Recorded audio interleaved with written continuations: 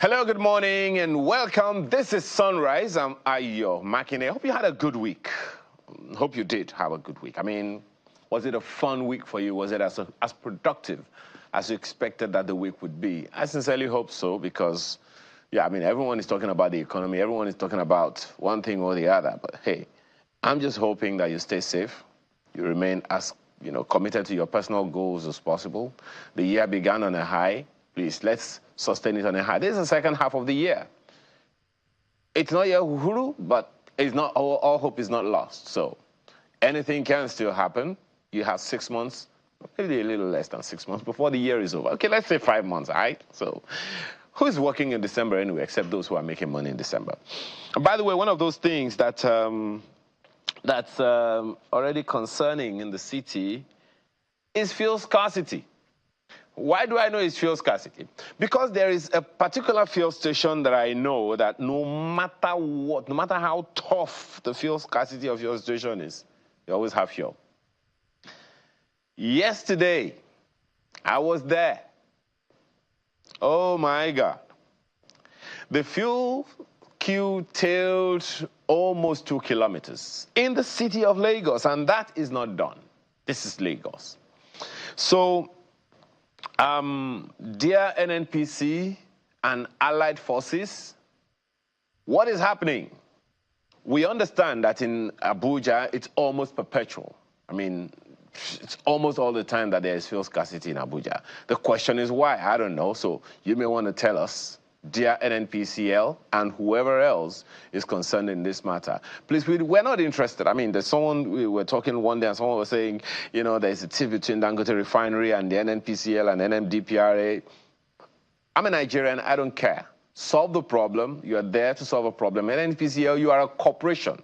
You're making money for me and 200 million Nigerians. So we don't know what the problem is, and sincerely, we don't want to know what the problem is. We just want fuel.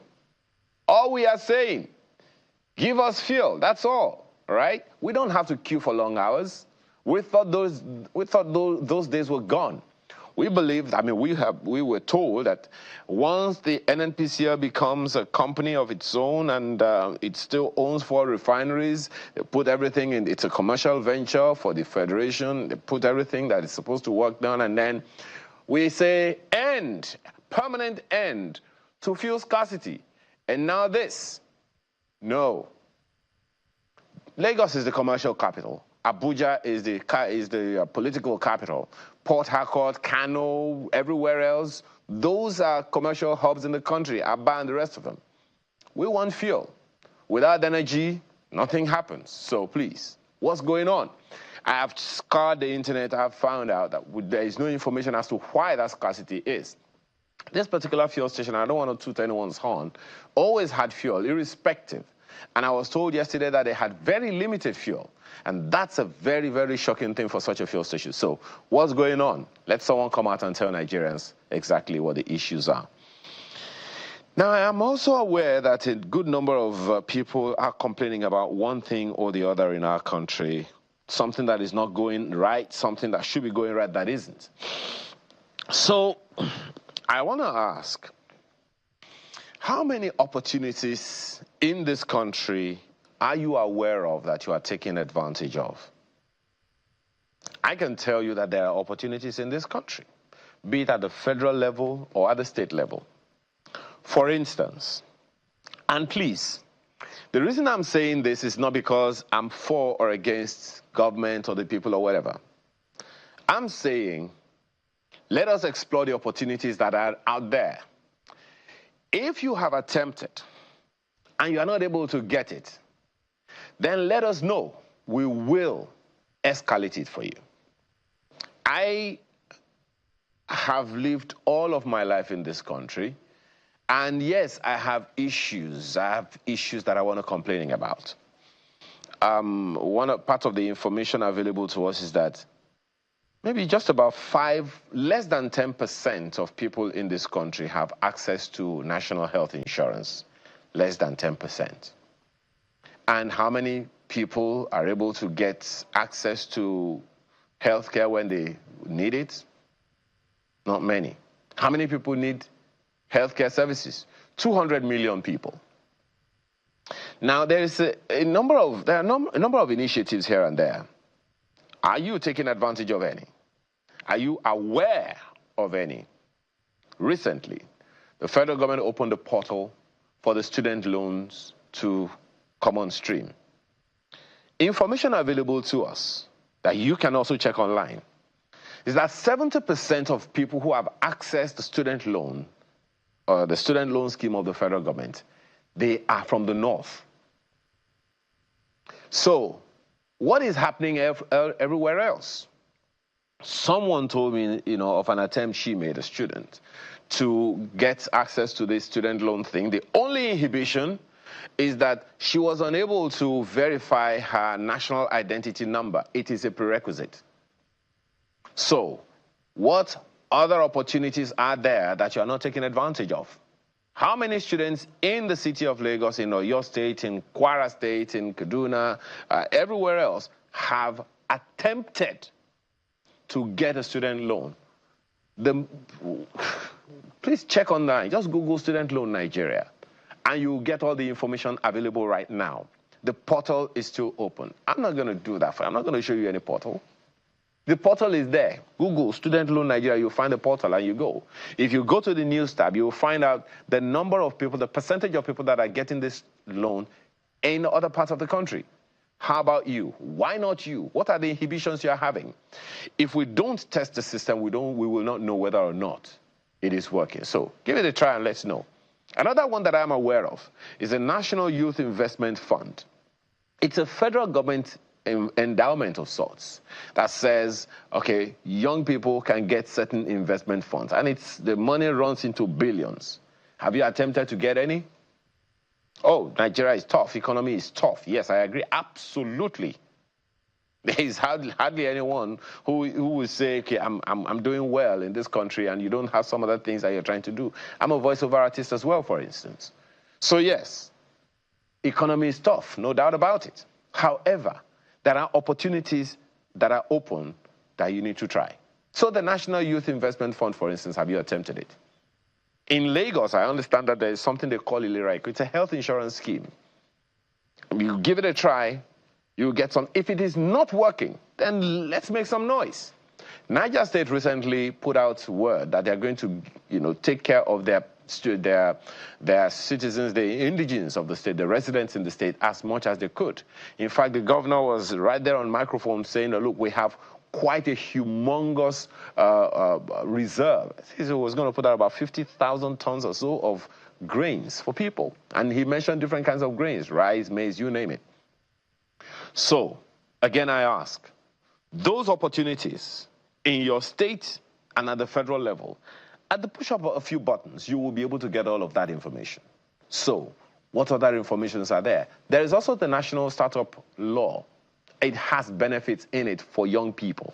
I'm very, very particular about young people. So I'm asking again, what other opportunities are there that you ought to take advantage of, at least explore? Complaining is amazing, but let's complain if the promises made are not being kept. I've just listed two. You find out online what other initiatives are there. I am aware that there are some initiatives both at the federal and state levels in the agriculture space. There are some states in Nigeria, I think about at least 7 of them, that are already speaking with the Africa Development Bank, which has promised some facilities for what they call the special agro-industrial processing zones in at least 7 states, pilot states. There is a secondary initiative being produced that they are coming up with already. So, those opportunities are there.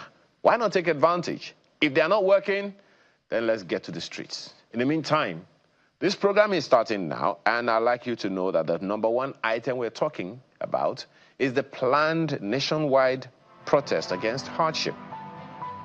As a first item we're looking at this morning. And then we want to rethink reforms. I mean, we've been talking about reforms, and all of that. Why are there so many reforms in the country that have failed? Talk about that. And then we understand that there's a viral hepatitis in Nigeria. What does that mean? How do you protect yourself? We'll get to that. Now, understanding gut health, you know, when you say, my gut feeling, my guts, what's my guts telling me? Is it that guts that we're talking about here or not? You find out on Lifestyle. And our artist of the week is a human being, and we'll unveil that at about 11:30 this morning. In the meantime, do me that favor I usually ask. Get your cup of cocoa or cocoa, whichever one works for you. I had mine this morning with a dash of honey. Thank you very much. And we'll be right back to begin the show. Just stay with us.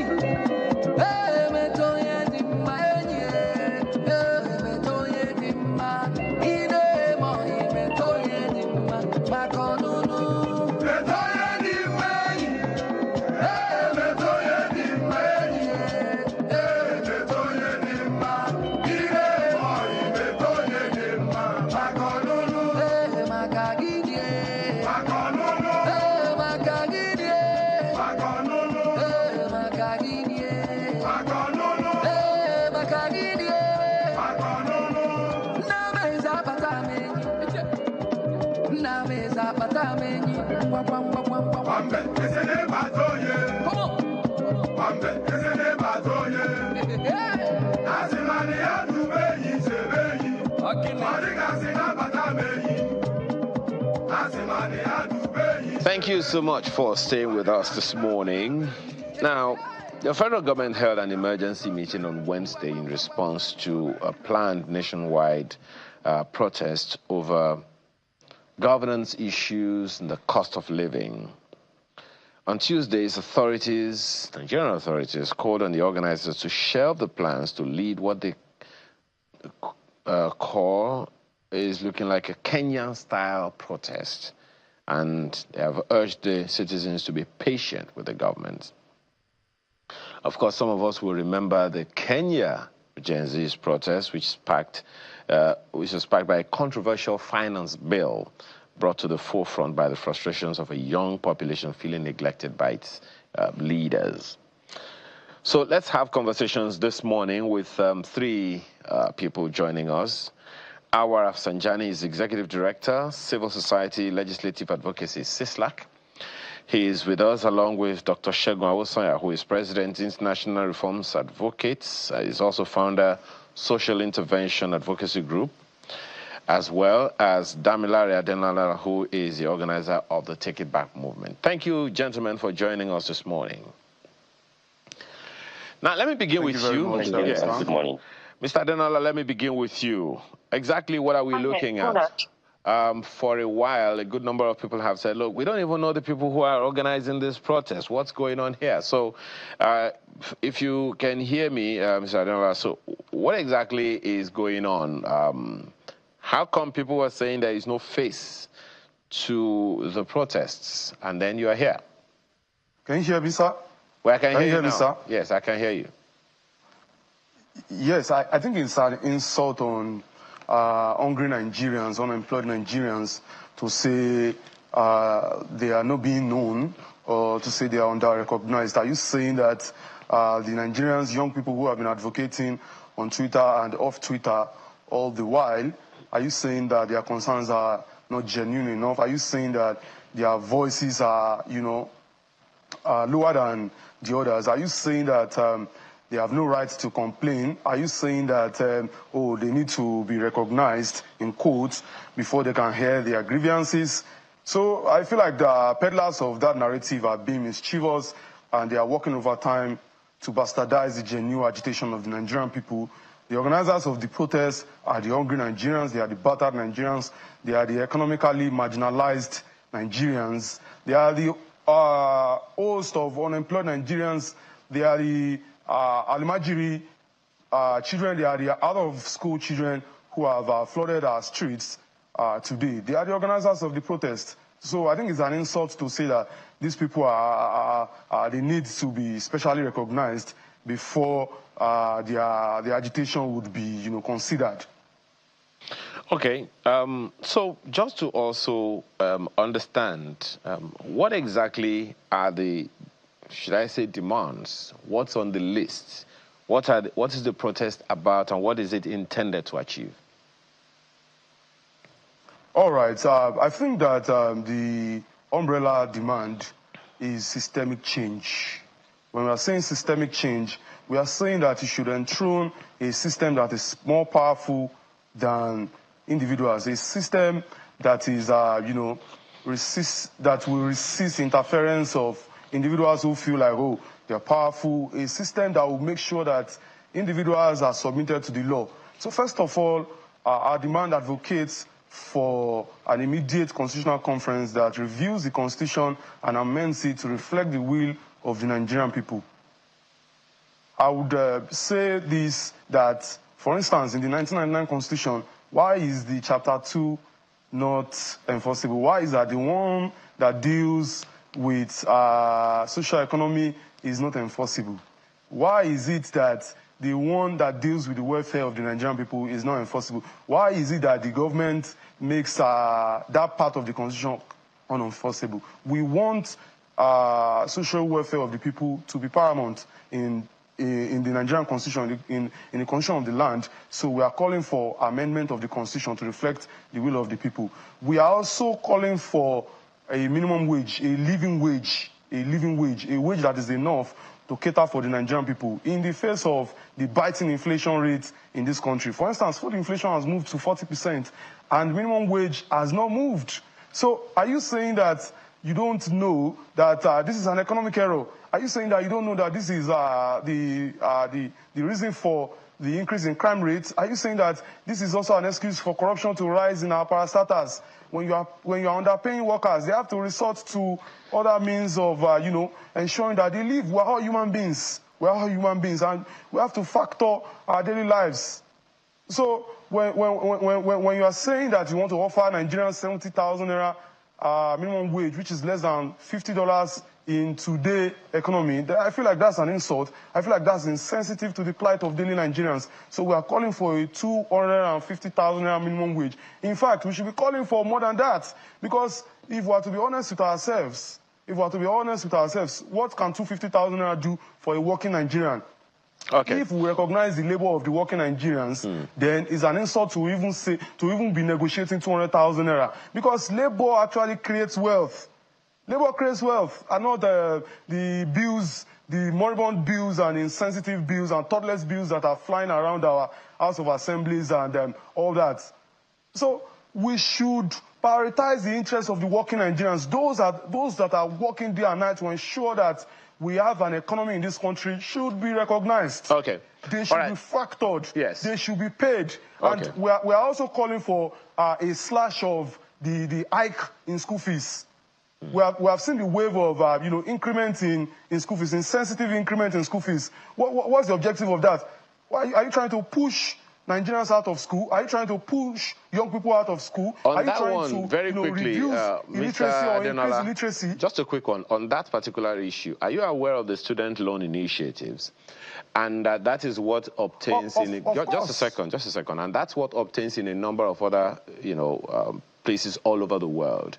And that even if there was an increase in the school fees, it is the student loan initiative should be able to cater for it significantly, and that a good number of people in the north are already benefiting from it, and so many people from the south are not. Are you aware of that? Yes, I am aware of that. But if I may ask you, must you get Nigerians indebted before you educate them, before you give the barest basic amenity to the Nigerian people? Do you have to get them burdened especially in the face of the, the reality of our economy, which has, occasioned untold unemployment rates. Look at unemployment in this country today. More than 23 million Nigerians have been out of work in the past 5 years. All right, Mr. Adenola, let me engage. Yes. Where is the employment there? Yeah, we've spent about almost 10 minutes talking to you. Let me engage the other participants on this. Mr. Rafsanjani, thank you again for joining us in this conversation. So here we are. You've listened to Mr. Adenola. And what is your take on this upcoming protests? I'd like you to speak particularly about whether or not Nigerians have significantly engaged the various levels of authorities that we have. And I'm talking about, as Mr. Adenola said, this is a protest being initiated by Nigerians. So do you think we have significantly engaged all the people that we are supposed to engage at the various levels of authority in the nation before resorting to what we know to be protests as a final result? Thank you very much. My brother, let us be realistic. How many Nigerians have access to even meeting with their representative, not to talk of meeting maybe with the people at high authority, like governors, ministers, not to talk of even the president. I think let us be realistic. Many of our elected officials are not accessible. They are not interested to meet with the Nigerians to even discuss issues. One of the major painful things is that the National Assembly has set aside a lot of resources for the constituency is to be able be meeting physically with their representative to discuss issues of concern in their constituencies so that they can suggest, they can also get feedback from you. But unfortunately, Nigerians, many of them did not have access to be meeting even with their representative. And under democracy, you cannot just go and, think that it is only when already resources have been earmarked to be meeting with people to discuss issues like these. So that is number one.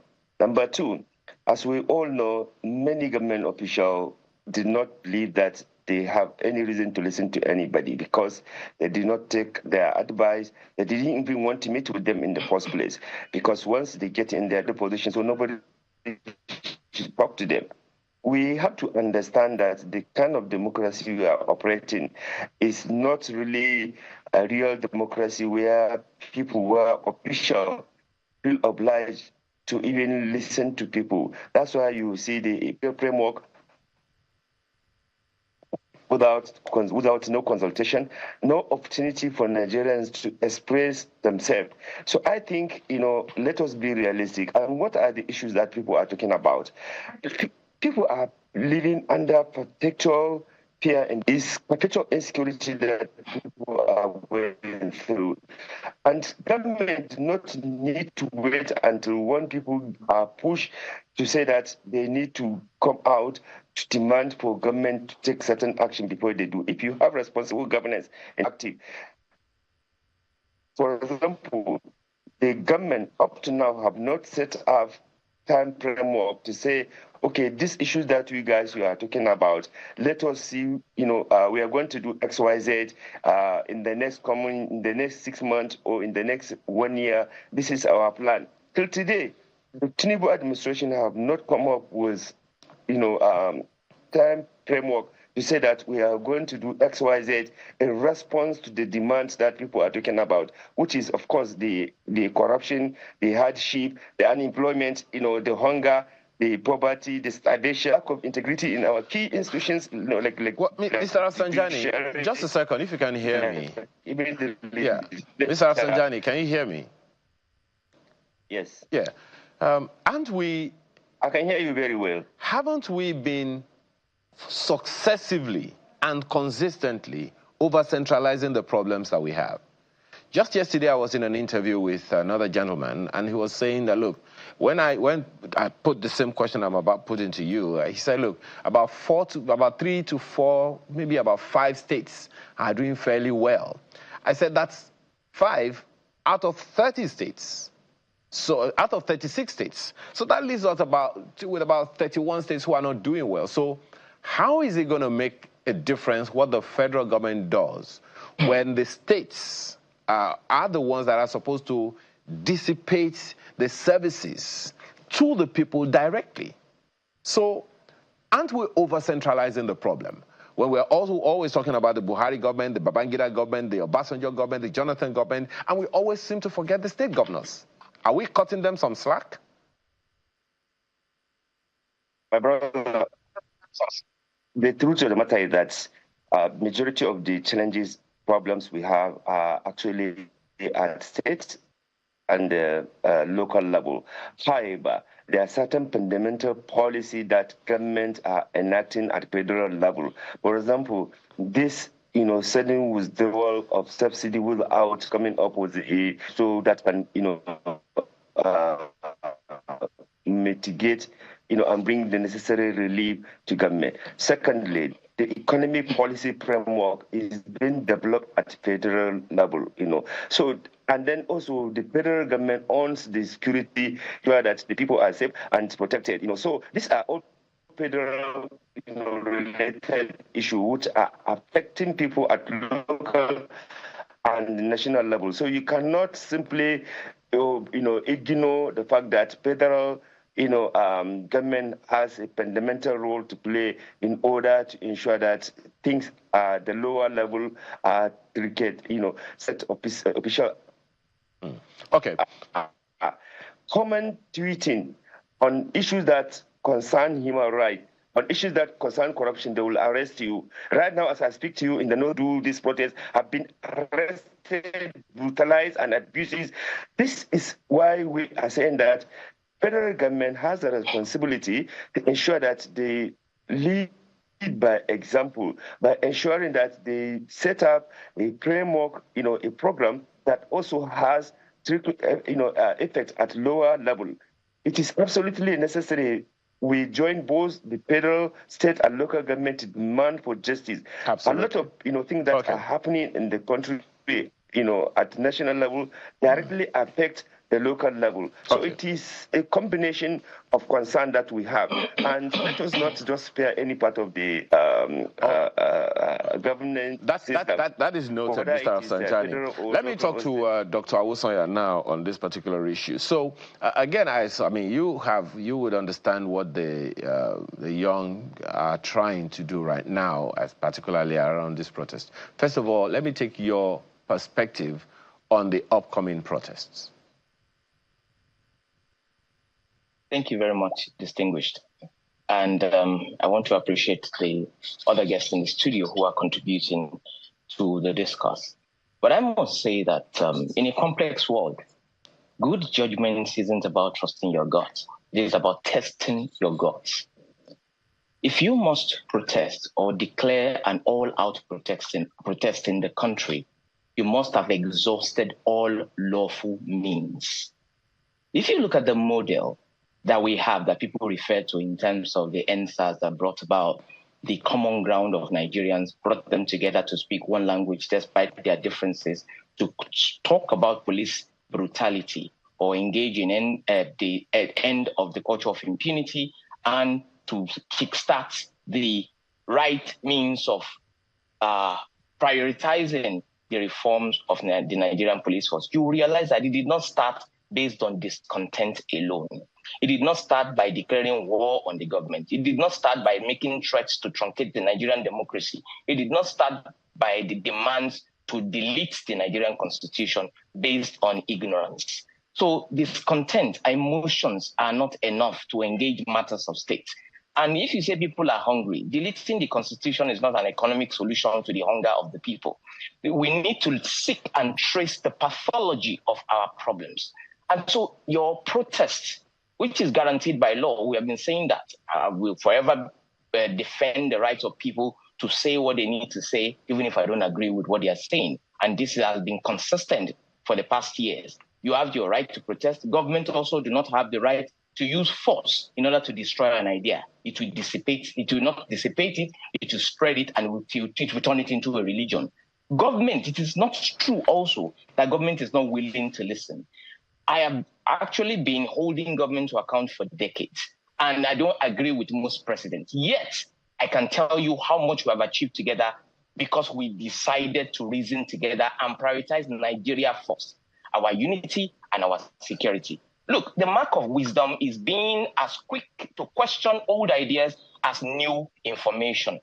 Our people who are saying to Nigerians that the only way to engage government is to destabilize the country, is to burn the nation, is to declare days of rage, is to revolt against our government because Kenya is doing it. A country with the population of Ikorodu cannot be an example to a country with 220 million people. We are wiser, we are bigger, we have experience. This is a country that has been lending its economic forces to restore democracies across Africa. So if there are issues with the administration, we don't always have to like our government. There's no government in the world where the people actually fall in love with their president. You will agree to disagree. So my suggestion or our approach has always been to have an objective and an end goal in anything that we're doing. For the NSAS, this was about removing the culture of impunity and taking away all the poster child of impunity in the police system and kickstarting the reformation of the police, which we did through engagement of all arms of government at all levels. And it yielded results as at September when President Muhammadu Buhari signed the Police Act 2020 into law. And also in 2019, he also signed the Police Trust Fund into law. So I'm surprised to hear the head of CISLAC, who also participated very well in the police reform process, for saying government are not willing to listen. Even as we're speaking now, there's another advocacy running called Not in My State. Not in My State is not a discriminatory approach to things, but it is an advocacy initiative that calls upon citizens to embrace the shared responsibility in protecting the integrity of their communities and society. It seeks to counter the destructive path of civil unrest and societal deterioration by rallying people to reject prejudice, violence, and divisive rhetoric. The initiative emphasizes that well-being of one is inextricably linked to the well-being of all, and encourages individuals to be their brothers and sisters' keeper through lawful and non-violent means. You see, when you declare a day of rage, remember the last protest was about peacefully protesting the end of impunity and reformation of police, yet it ended up in chaos after 5 days. So if you are now starting with declaration of revolt and a day of rage, what exactly do you expect? Especially now that we have several layers of agitating groups who have already started listing the list of people and names of people they are going to smother and the properties they are going to burn. How exactly would you expect a government to take lightly the declaration of anarchy? So we should put ourselves in a position of leaders and think like leaders for once before we criticize or before we reject certain things. We should look at how we can work together. The policy issues you are speaking to cannot be achieved on the protest ground. Government will not sit down at tables with protesters. They will address you and you will go home. We need more advocates who will say, yes, I'm looking at the Constitution. We have amended constitutions before. America is amending constitutions today. They are older, they have older democracies. Why can't we look for ways to do this? And while we are talking about Not in My State, advocacy and rest, for the past days now, there has been a presidential mandate for all ministers to give account of stewardship to the citizenry on their own turf, not on TV, because that may be read as propaganda. We have been engaging several ministers now on Twitter, on X, on what they are doing, the problems they have, where we are as a nation, and what the problems are. And citizens are freely asking them questions. And it has been thoroughly revealing. We are beginning to see those who embodied the renewed hope agenda and who are doing stuff. And then there are more are coming. So these are the kind of means through which we can exhaust or fully exhaust the opportunities we have to know what government is doing. You have said it, you have rightly said it today that the federal government they know, because protest is for awareness, they know that people are hungry. They know that their policies is going to make us tighten our belt. And they are also working to ameliorate this. by making sure that they send food items to different states. They send fertilizers to different states. They disburse funds, huge funds to the state. How much have we engaged our state leaders, our local government chairman, our councillors, our House of Assembly members at the state level, our House of Assembly at the federal level? So we have over-centralized our problem, and we are catastrophizing and creating standoffs that will force us to look like Kenya. We cannot look like Kenya. We can't take Kenya's path to addressing our issues as a nation. Dr. Uzaya, are you a member of the APC? No, I am not. I have no political party. I'm partyless. I have no ideology that I'm jumping on. I have no cult groups that I belong to. Okay. I work are you sympathetic? Are you sympathetic to any political party? No, I am not sympathetic to any political party. I see every citizen of my country as fellow citizen and first as human beings. I focus more on our convergence, the issues that binds us, other than the things that divides us. Are you benefiting from? We cannot all be of the same. Just a second. Are you benefiting, Dr. Awusa? Are you benefiting from any government contract at any state or federal level? I believe that the states and at the federal level are benefiting from my advocacy. They have always been benefiting. I just wanted to put all of that out. I just wanted to put all of that out, Dr. Awusa. Just so it's so that we know, where your interest lies. Well, Doctor, sorry, beg your pardon, Mr. Adenola. Now, you've listened to two other, thoughts in this particular matter, but let me just take you on two of them. One, do you think we have sufficiently exhausted all other possibilities, particularly at the state and local government levels? I'm sure you must as well be scandalized, because I've heard this said many years. I've been in broadcasting for long enough to know that someone who becomes a councillor, I'm even talking about the Third Republic, someone who became a councillor within a short time, before you knew what was happening, the guy already had a house, was building houses, buying cars, and all of those things. So yes, it can be very, very annoying. But do you think we have significantly exhausted all levels of advocacy before we call out people for these protests? Yes, the fact remains that this government has been in power for nearly a year or more than a year now. Just a second, Mr. Adenola. Which government? The federal government or state governments? Tinubu, the federal government. The federal government. Now, I'm asking whether or not we have exhausted advocacy or agitation with the different state governments and local government authorities first. Wait, I feel like the agitation should be taken to the federal government, because in a country as Nigeria, where we are just debating local government autonomy in 2024, the agitation should be taken to the federal government. So when the agitation is taken to the federal government, and if you look at our demands, we are saying constitutional reform to make local government effective, to create a system that holds state governors accountable and make state governments to work for the interests of the people. As of today in Nigeria, state governments don't work for the interests of the people. The allocations that they receive in state coffers has gone down the drain of their interests. And that's why you mentioned here that they build all sorts of houses, buy themselves luxury cars. And that's why we are agitating for constitutional reform. Mr. Segar said earlier on that what's the connection between the constitution and the economy. Now, don't forget that the constitution is the basis of the daily lives of the Nigerian people, and that's why the constitution provides for economic rights for the people in Chapter 2. So, if you can get the constitution to be reformed, I can assure you that every other thing will fall in place at the state level and at the local government level. So, and that's why we are calling for a constitutional reform. We want the constitution to reflect the interests of the Nigerian people. In what way at this point? So for me, there's no point engaging a local government.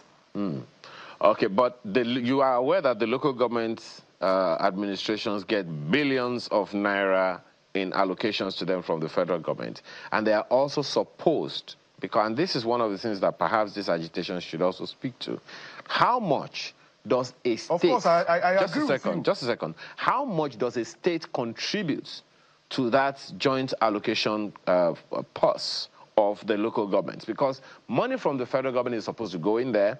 Money from state governments is supposed to go in there before going to the local government administrations. Are you aware of any state that contributes money into that purse before sending it to the local governments? Well, while I may not be aware, my point is hinged on the fact that Nigerian people have been powerless in terms of holding these people accountable. And the only way to empower Nigerians, to be able to hold the people in power accountable, or to be able to resist them from, embezzling our money, is to enthrone a powerful constitution. I insist that we can only have these debates after a thorough systemic reform, after our constitution has undergone a review and, it has been amended to tighten all the loose ends. Okay, Mr. Denala, let me just ask you before I go to Mr. Rafsanjani. Have you ever attended any constitution review process since the Fourth Republic began? Have I ever attended the constitutional review conference, if I may? Yes, there is usually a public hearing. That question very well. There's usually a public hearing that the National Assembly engages in whenever there is going to be a constitutional review. I'm asking that because when you talk about... Just a second. I'm asking that because if we want this to change, if we want the constitutional review and everything to take whatever shape that it needs to take, we have to be in the room. So if we want this to happen and we don't have any referendum to them, we don't have any submissions to them, how are we going to achieve it? So I'm asking whether you have ever attended any and you know how that process goes so that this thing that you're talking about can actually be done the way you want it done. It is feasible. It is feasible. A constitutional conference is feasible today in Nigeria. While I might have not attended one, at least I knew of the confab under Jonathan government, and I know... No, I'm talking about this Fourth Republic. I'm talking about this Fourth Republic. Just a second. I'm talking about the Fourth Republic. There have been 5 alterations. Okay. 5 alterations to this constitution, the 1999 constitution that we have, and another alteration is already in the offing. We are not asking for... We are not asking for mere alterations. We are asking for a resuscitation. We are asking for a thorough review and overhauling of the Constitution. We are asking for the foundation of the Constitution to be amended. The Constitution has to, have the interest of the people. Why is it that in the 1999 Constitution, the Chapter 2 is not enforceable? The only one that has to do with social economy, social welfare of the people is not enforceable. What by virtue of that, you cannot hold irresponsible government accountable. Just a second. I'm actually open to to Chapter 2 now. What section of this constitution are you talking about that's not enforceable? I'm talking of the Chapter 2, the one that says that the responsibility of the government is the social welfare of the people. Well, when we say government, there you do realize fundamental responsibility of the government. Yes, you do realize when we talk about the responsibility of government, you do realize we are talking about 3 layers of government, right? Of course. Okay, all right, Mr. Rafsanjani. Of course. Let me just a second. Coming to you. Let me talk to you, Mr. Rafsanjani.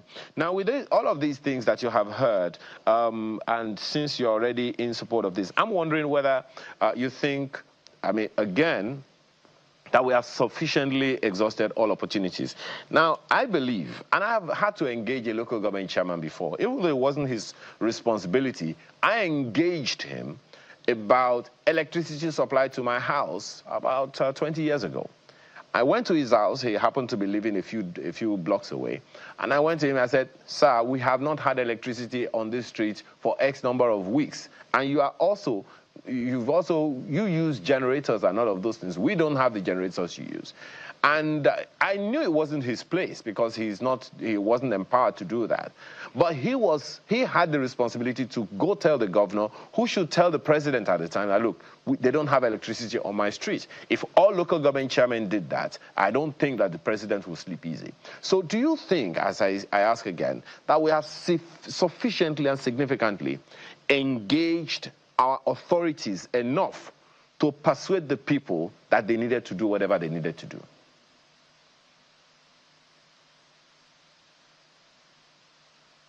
Mr. Rafsanjani, that's for you. Stop using yourself as an example. You see, you are yeah, can you hear me? Yeah, I can hear you. Go ahead. Can you hear me? Yes, I can hear you. Hello? Yeah. I said, please stop using yourself as an example. Stop using yourself as an example. You are different from millions of Nigerians. You are popular. You are seen in the TV. Even the governor, even the minister, even the president can give you audience and can listen to what you are saying. Okay? We are talking about millions of Nigerians who have no access to even their local government chairman because they will not even want to see them. Mr. Rafsanjani, if I can quickly punctuate you on that one, just a second, if I can quickly punctuate you. I was not a TV face 10 years ago. I can hear you now, but if you could just, let me just punctuate that. I was not a TV face 10 years ago, and I was not known. I was just a neighbor as everybody else. And I'm saying this so that people don't think that Nigerians, that the government officials all only listen to people that they know.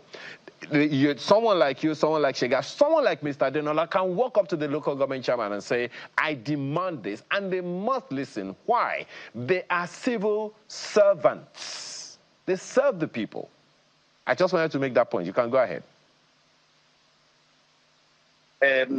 Yes, well, it's easy for you to simplify this and to think that access, is that easy, and even my friend, the guy that he's talking about, the Twitter space, how many of them actually come to talk about policy changes that is informed on the people's demands, Look, I work as an advocate, and since the return of democracy, I've been working, and I can boast to say that, yes, there are so many legal frameworks that we advocated that actually, see the light of the day, that reflected the yearning and the aspiration of Nigerians. I was a member of the Constitutional Conference in 2014, and we advocated so many things, until today, we are still advocating on so many was at the national and the state level. We are doing that. But I'm not taking just myself, looking at myself.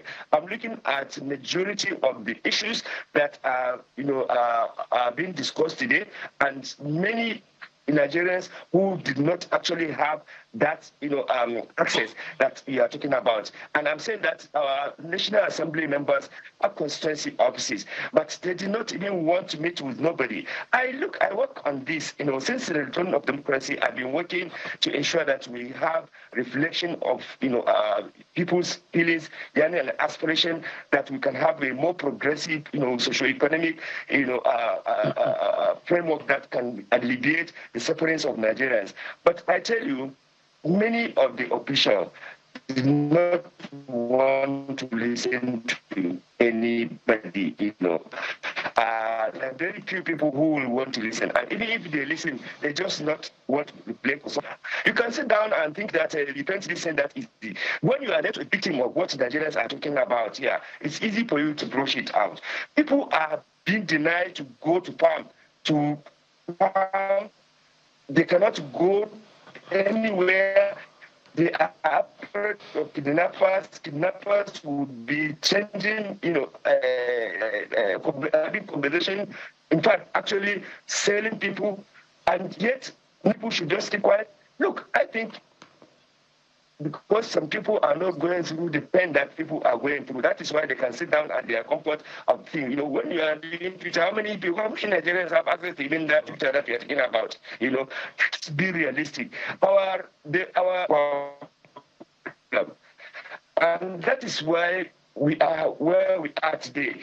Because if they are concerned with, what Nigerians are feeling, and based on the mandate, the constitutional mandate they have, there will not be reason for calling to all these protests. Okay. Because protest is coming simply because people are frustrated, people are tired, people are being killed left and right, and nobody It is goes coming back to to their the rescue. question that I asked you earlier, Mr. Rafsanjani. I do get you.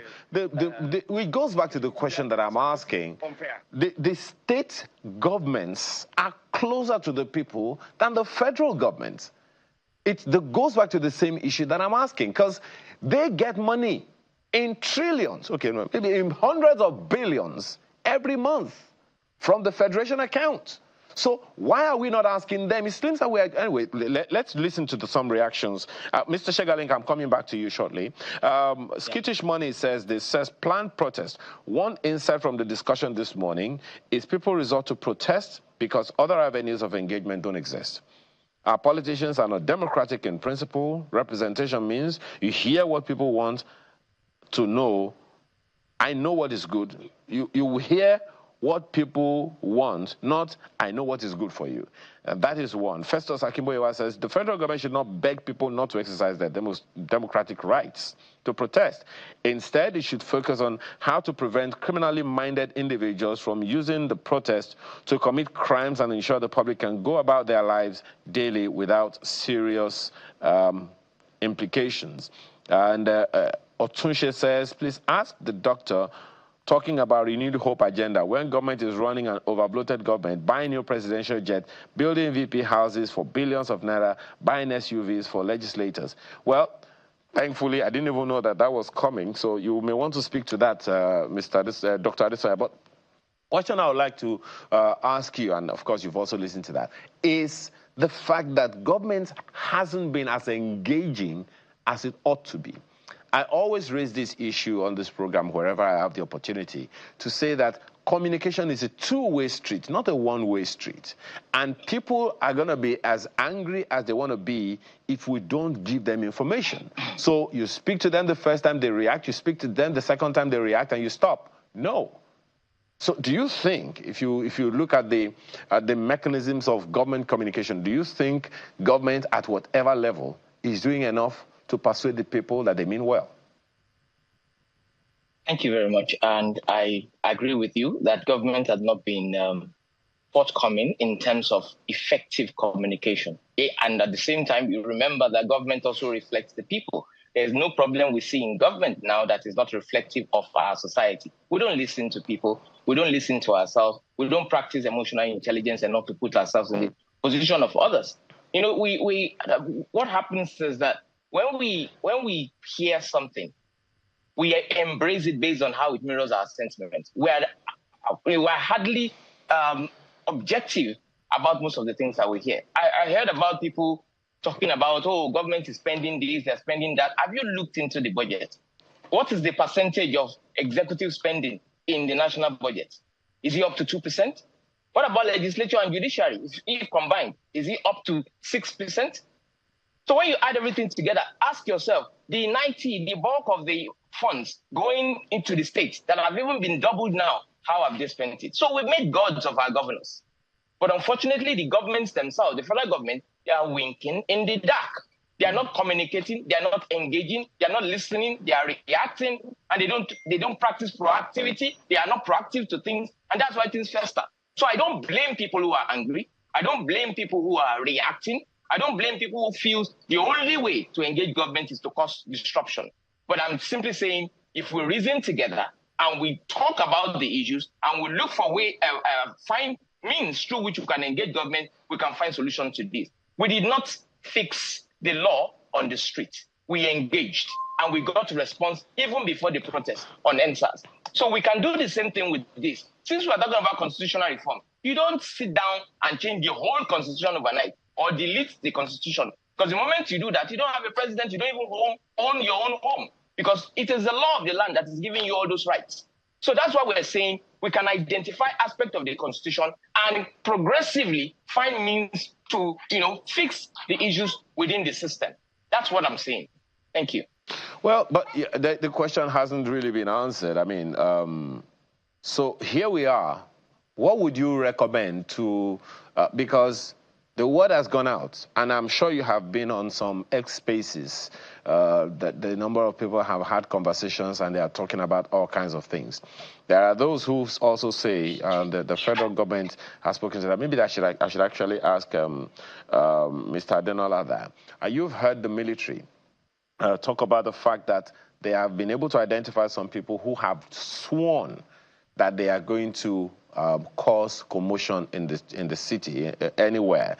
There are those who are already lined up and saying they have identified places that they are going to loot. They have identified places they are going to burn down. They have identified individuals that they are going to attack as soon as the protest begins. What are your thoughts on that?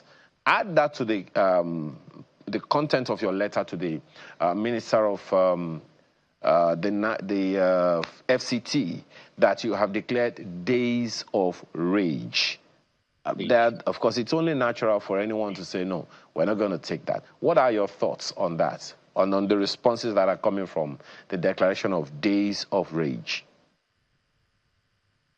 Let me quickly dissociate our protests from, Mr. Sega's preemption, because I see that he's been working over time. I don't know if he has been contracted by the government to speak on their behalf, because I don't understand his desperate attempt to demonize our protest. I do not understand his desperate attempt to presume that our genuine agitation is going to snowball into violence, or some people are going to hijack it, or it's a form of violent action against the government. All we have been saying is that we have a right constitutionally guaranteed by the constitutionally guaranteed to protest under Section 39, 40, and 41, to express our grievances peacefully, and that's what we are going to do come August 1st in Abuja, where we have selected Eagle Square. And with regard to the Nigerian Army's correspondences saying that they've identified potential violent attackers, to show their competence, let them go and pick them. We're in support of picking violent elements as such. Go and pick them, show your competence. And if you look at it, to show their insincerity, look at the number of people that the DSS have picked up recently. There are people who have, also been agitating for peaceful protest. So you can see that they are not sincere. Since they've been making this statement, who has been arrested in connection with these allegations of violence or with this suspicion of violence? No single person has been arrested. And they keep flying these narratives. So you can see that all of these attempts are just to demonize our protest, or to illegitimize our protest, or to demobilize Nigerian people from protesting. But I can assure Mr. Sega that at this point, all these attempts are futile. They are going to be futile because nothing can deter Nigerians. Nothing can deter angry Nigerians. But you've not really answered my question, Mr. Adenola. Just a second. You've not really answered my question. Yes, I mean, you've responded to some of them. I said, add that to the content of your letter, where you put a hashtag days of rage. Yes. If contextual English, just a second. If contextual meaning, if I understand contextual meaning, it means that there's going to be rage. Yes. So, is that the plan to cause mayhem? Rage in this contest. Yes. Yes. Rage in this contest, implies that we are angry, and we are going to be showing our anger by peacefully demonstrating, by peacefully taking over the streets, and we are not going to leave the streets until our demands are met. That is what are these demands? Implies. What are these demands? If Mr. Sega, just a second. What are these demands that must be met? Some of these, yes, subsidy removal must be reversed in order to ensure that the price of PMS is reduced to 200 naira, so that subsequently or consequently prices of food can reduce. That's number one. Which other item on the list? Another one is that all NSAS detainees and political detainees should be released. Okay. Next. They should be released. Next. Then we said that we should go to unicameralism in order to cut excessive and unreasonable government spending. There's no need for us to have a Senate House when we already have a populated House of Rep. So, are you also calling? Just a second. Just so we get clarity, I'm already out of time. Are you also saying that the Constitution should be suspended? No. What we are saying is that we can use an interim constitution. The same thing happened in South Africa during the apartheid. We can use an interim constitution while. Do we have a draft of that interim constitution? Do we have an interim constitution? Even if we do not have a draft, wait, Mr. Anko, I believe that it is when we begin to discuss about what benefits the people that we begin to analyze the complexity of the whole thing. Okay. It doesn't take, governance is not rocket science. Governance, when Tinubu wanted to push the 70,000 minimum wage, the whole thing happened under 3 to 2 days. So, but you do know that governance complex, yes, in order to defend the people in power. You do know that process that you talked about didn't happen on the streets. It happened with engagement, right? Yes. Okay. While we are also on the streets too, we are engaging. But protest is the only language that African governments understand. And we have seen it. Mr. Sega is trying to impose himself as a professor of protest, who is trying to, draw up a model of protest. And I'll tell him that the protest that sent military parking in Nigeria was not modeled by anybody. Nobody sat down to draw the master plan of the protest that sent parking the military in Nigeria. Nobody sat down to draw the protest Are you saying that for, anyway, I'm completely out of time, Mr. Adenola, and I really wish we could have this conversation more. Maybe it's, behind the scene, you and I don't have your number here. Maybe somehow we'll find a way to talk so that you can have some understanding of how that one of the 90s... My number is on the viral letter. No, just a second, so we can have that conversation and we'll take that on. But thank you so much for your time this morning. Damilare Adenola is the organizer of the Take Back movement. We appreciate your time. Our Rafsanjani, Executive Director, Civil Society Legislative Advocacy Center, CISLAC. Thank you so much for your time this morning, as well as Dr. Segun Awosanya, who is President, International Reforms Advocates and Senior Social Intervention Advocacy Group Foundation, CIAF. Thank you so much, Dr. Awosanya, for your time. We truly, truly appreciate your perspective this morning, gentlemen. That's that. That's 1 down, 4 to go. After this break, we talk about rethinking reforms. Do stay with us.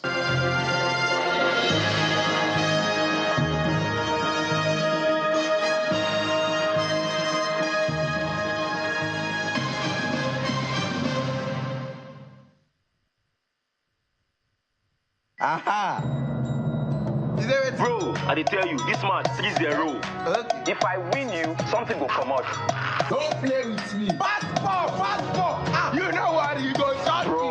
Now we got this match.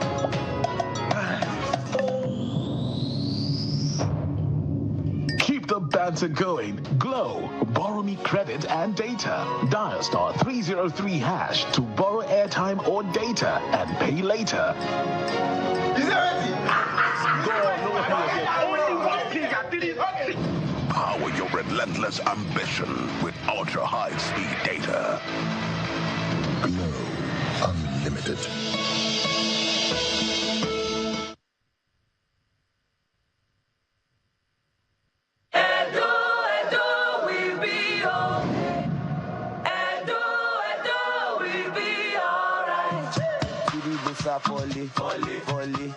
Volley, party. And then bring the men, we go solve problem for we state, we go make us happy. Volley, party. Better things go flow from post to post, as it's supposed to be normally.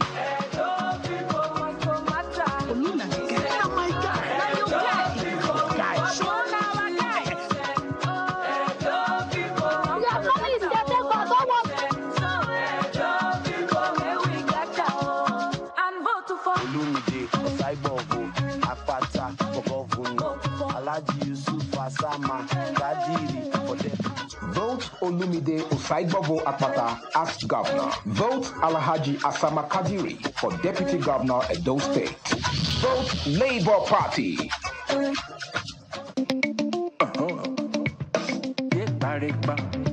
Begin. We no waiting kill him, Papa. That same thing go kill him.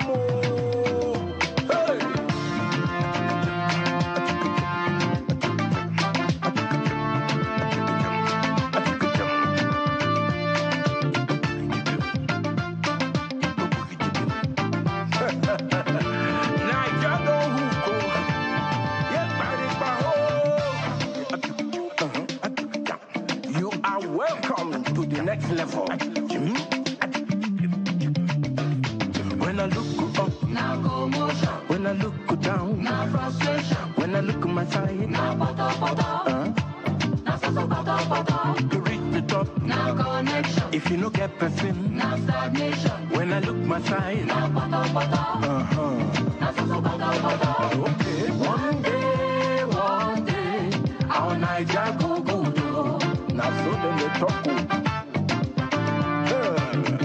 One day, our mumu go do. Now so we talk. This country take our hand. Rise up and take it command. We they see them, we know they blind. Oh. We must fight for our right. Oh. Anyhow, man boss die. This next level, now hot water. Buckle up. They just they do what yeah. See them with their big belly. Then go they use religion to cause plenty confusion. Sometimes the tribalism, poverty and nepotism. When hunger fire person, you go weak, you no go fit talk again. Today, I say, please go blow. Fire yash go open there. Masquerade the face go show. Hey, today, I say, para walk no. Say the owner there for house. Bad leaders then go. When I look up, now commotion. When I look down, now frustration. When I look at my side, now poto. To reach the top, now connection. If you no get person, now stagnation. When I look my side, now poto. One day, our Naija go good. Now so then they talk. One day, our mumu go do. Now so we talk. This country take our hand. Rise up and take it command. We they see them, we know they blind. Oh. We must fight for our right. Oh. Anyhow, man boss die.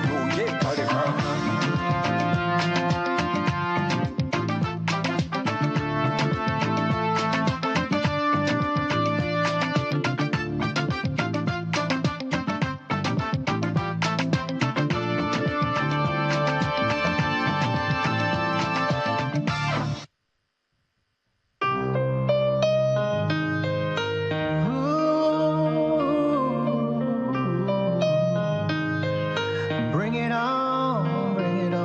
You. Bring it on. You. Life know the sweet though. Hey, if some people know they hate too. So use the number 6 so and calculate. You go see the ratio. The beef self na meat though. Whether not asu.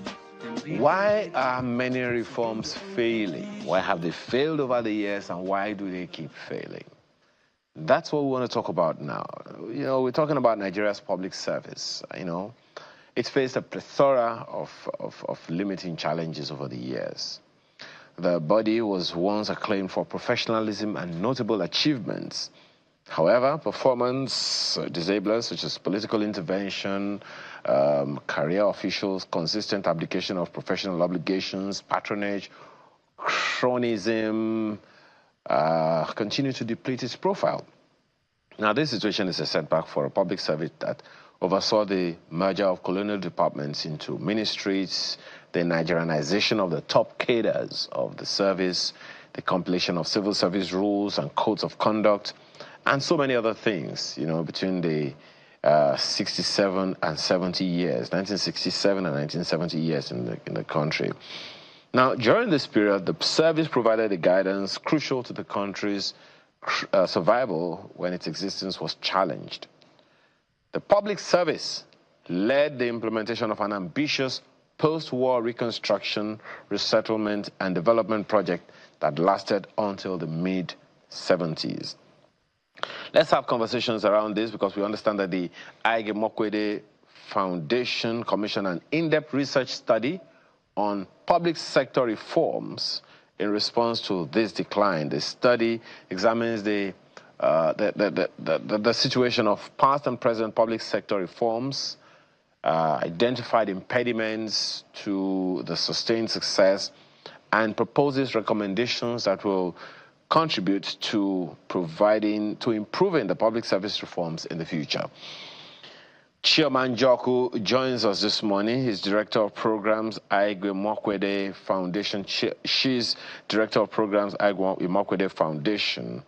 Thank you for joining us this morning, madam. Truly appreciate your time with us today. Thank you very much. Good morning. Morning. Talk to us, first of all, about why the Igwe Mokwede Foundation was interested in this Rethinking Reforms process. Okay, thank you. The Igwe Mokwede Foundation is, unlike many, we focus solely on public sector transformation. And we believe that the public service, both civil and the wider public service, are the key to driving any sort of development in a country. And so we know that the service has tried over years to carry out different kinds of reforms, both within it and sectorally, from finance and banking to telecommunications and all of that. And many times, reforms have fallen short of their original plan or expectations. And so instead of the foundation to continue just, trying to work within government, we thought to pause and say, why have past reforms within the service not achieved as much traction or not achieved the vision and the goal for which they were embarked on? Different commissions have been set up. What have those commissions done? Had recommendations been implemented? And what have hampered them? And so let's try and find out. And that's exactly what we did with the reforms research. Okay. I understand that there are plans to make it public. If you can just give us an insight, what are some of the findings from this public sector reforms initiative? The team, we plan to host a national workshop next week, Tuesday, where these findings will be discussed in detail with a broad range of stakeholders, from the media to politically appointed personnel, whether elected or appointed, to the core civil servants, to the academia, across board, to talk about what we have seen in the research across the country, because research was carried out across all zones. So we don't want to talk about the details now, but what I can say is that it's not anything that is far-fetched, right? Things around the basics. Instead of creating ministries or merging ministries or scrapping ministries, if the people within those organizations are not focused on, are not reformed, then no matter the structural adjustments that we try to put in place, it will not stand. The foundations of the service need to be looked into, and it takes every stakeholder, not just the government. It takes private sector, it takes the service beneficiaries themselves. We who receive these government services, we are all involved in reforms. If you can volunteer this, how far back does the rot go?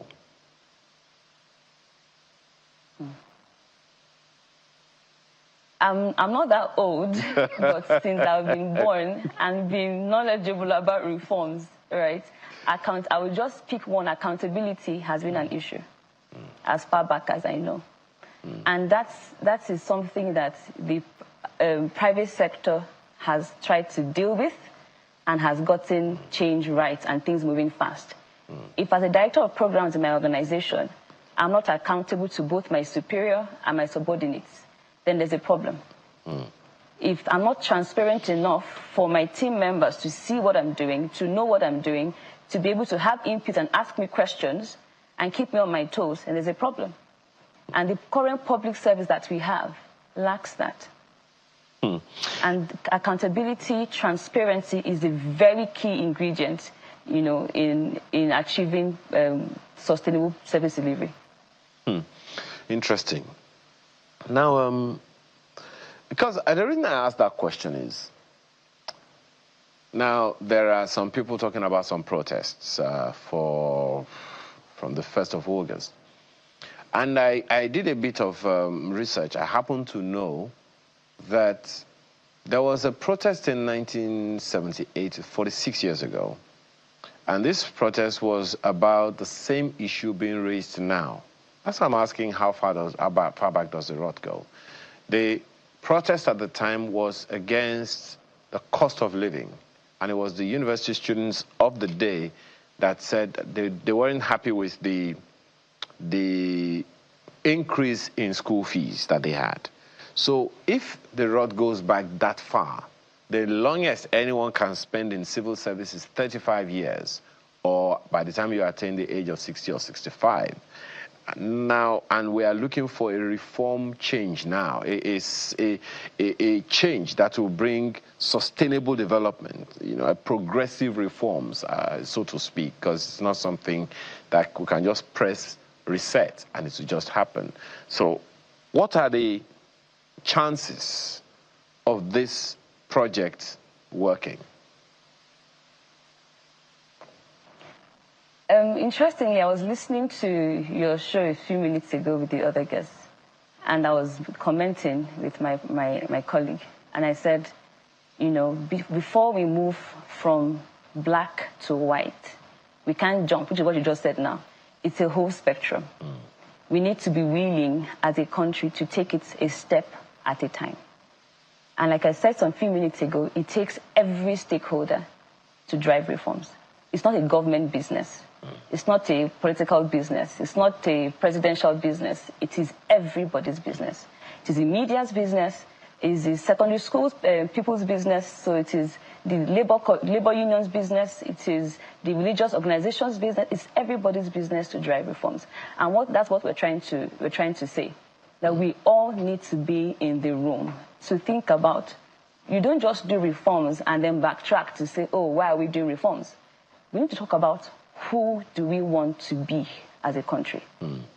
What kind of public service do we want to have? Okay, all right, good. So what are some of the objectives of the national workshop to address this public sector reform challenges in the country? So it's to bring all these key stakeholders into a room, to share the findings, and to let each of the stakeholder groups understand that we all have equal responsibilities. If any of the stakeholder groups drops the ball, I don't believe that we will get it right.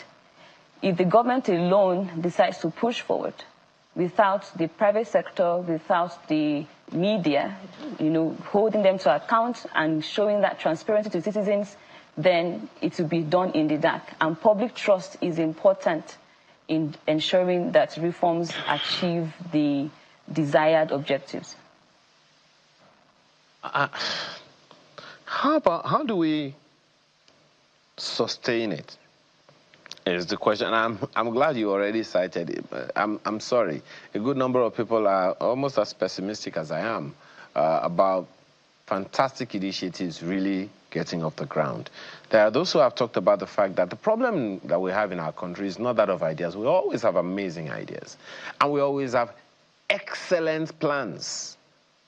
But the challenge over the years has always been that of implementation, execution. How do you see us addressing that? So the national workshop we are convening is not a solution. It's a conversation starter. That's how I see it. It's to say, these are the issues. This is what we should be looking at. Let us come as different stakeholder groups who have different expertise and know the problems from different contexts, and let's begin to work towards the answer. That's the sustainability for us. It's not going to be done in one day, like you said. It won't even be achieved in 1 year. It's a marathon. And we're willing, as an organization, to get people in the room, to get people galvanized, to start having the conversations that need to be had. After the workshop, we plan to still go ahead to have, focus group discussions in detail with each of these key stakeholders. So the national workshop is just a conversation starter. Okay. So you're already getting into the next question that I was going to ask you about what the expected outcomes of this national workshops are. So that's what the expected outcomes of this national workshop. Now, you talked about having sustained consultations with certain groups on this. What other things are we to expect outside, or rather as a result of this workshop? That people are awakened to their responsibilities. Because like you said, protests are one way of dealing with things, but are they the first? That is the first thing we should do, right? We have people around us, and I also don't believe that the public service is entirely divorced from our everyday life, right? They are human beings. It's somebody's father, it's someone's brother, it's someone's husband, it's someone's neighbor. Are we holding ourselves accountable at home, outside the office? So these conversations transcend the venue of the national workshop to becoming aware of our individual and collective responsibilities in ensuring that things are done right in Nigeria. Okay, so what's the program likely to look like? We have a team of professors that we commissioned to work with us in carrying out this research, and they're spread across all the geopolitical zones, like I said, because we understand that just sampling and getting research from Abuja will not give us a full picture of how people feel across board in Nigeria. So that team of professors will be there at the workshop to deliver for 1 hour the findings of the research in a very high-level summary.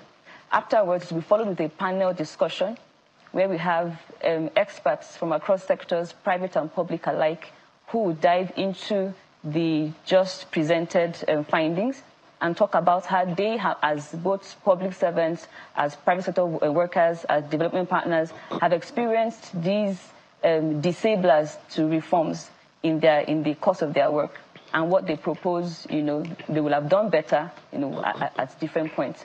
Following that, we then have focused contributions where people who have had decades of experience in both planning and implementing reforms would talk in great detail about what they have experienced in government, firsthand, and what they've experienced whether it's in judiciary, in the presidency, and across board, what the issues were in their time and what they advise that the different stakeholder groups begin to do to change things around going forward.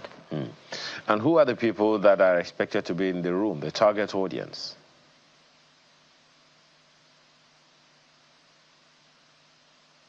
Sorry, I didn't get you. I lost sound briefly. Who are the people expected to be in the room? Who are the target audience? All stakeholder groups. We invited political party representatives, we invited people from the academia, we invited people from the media, we invited everybody, non-profit, development partners, across board. It's a conversation for all stakeholder groups. Service beneficiaries, we all need to come together and discuss the findings of this research and how each of us as stakeholders have contributed, actually, to the failure of reforms and what we can do differently going forward. That's very interesting. So how about the ordinary Nigerian, the young people, the teenagers, the very huge young population, the youth bulge that we have in the country? How are they involved in this? As you would notice, I'm a youth. And the team of people who works in this are also made up of young people like myself. Apart from the physical gathering in Abuja, right, there's also going to, it's a hybrid session. There's going to be live streaming where everybody gets the chance to engage the conversations, leave comments, because there's also going to be Q&A sessions after the focus contributor sessions. So we want to hear from everybody. And like I said, it's a conversation starter. We are collating feedback, we are collating thoughts and ideas from across Nigeria, across the world, as many people who can contribute to the conversations, because we all need to see what we think as people from different areas and how we can put them together to create a path or a roadmap for carrying out successful reforms in Nigeria. So is there a website where people can get more information about this national workshop? Of course. The Igimokode Foundation website. That's www.igimokodefoundation.org. Okay, I'm on that website now, and I'm seeing quite a lot of things that have happened over the years. Let me not mention the pounds and naira figures that I can see on that website right now, because it's very, very, very, very tormenting. But that's the conversation, transforming Africa's public sector and the issues that have been raised and that are being raised. That's what you have on the website right now. Now, the reason I asked you, madam, about the young people is because generally the youths are not very, very patient to see all these issues that you're talking about. We just want good governance and we want it now. Now, you also said something the other time that it's not a 100-meter dash. It's not even a marathon. It's an adventure. And you don't, sometimes in an adventure you run, sometimes you walk, sometimes you sleep, and all of those things. Now, we do not have the time. We have the time, we don't have the patience to wait. What would be your counsel to everyone watching now, particularly young people, who will be the ones in public service in another 40, 45 years from now? Thank you. That's a very critical question. And my simple counsel would be that reforms begins with you. How do you behave at home? How accountable are you? How transparent are you? Because the people we point fingers at in government were once young people, right? I was discussing yesterday that these people rose probably from, you were once a class rep, you were once an SUG president, you once held positions as a younger person. How are you dispensing that power? Are you interested in actually serving, or do you enjoy the paraphernalia of being in power, or being empowered to do something? So reforms and those people who are going to be in government in 40 years, in 30 years, in 20 years, it begins now. What kinds of cultures and morals are we building in ourselves as young people to ensure that when we get to a place of power, we don't become power drunk? We don't begin to see ourselves as mini gods and not as people who are there to serve. So I really don't like to point fingers at people in places of power and government per se. I like to look at myself to say, as Chioma, what am I doing in my small space to ensure that the right cultures and values are being entrenched around me? Because we all have small areas where we can control or where we can ensure that we've set things right. If we all do that, from the houses to the schools, to the churches, to the mosques, if we all take ownership of reforms, we won't be here having this conversation today. Madam, I remember when I was in secondary school, and I'd like you to speak to that in the light of today. I didn't have juniors for the first 1 or 2 years because the school was trying to scrap the boarding school system at the time. But meanwhile, when the announcement was given to some of my classmates, they said, no way, how can we not have juniors? Because our own seniors showed us shaggy. I wanted to show other people shaggy, Now, how does that relate to now is, how do we persuade people who will get into these positions of power, of authority, as you say, to not do the same shaggy to other people that they did to them? It's a tough one, but it's not impossible. Mindset change requires constant communication, and that's where the media comes in. What you see and hear consistently over a period of time becomes who you are. So what are we communicating to them? What are we ingesting? What do we see? What do we watch most often?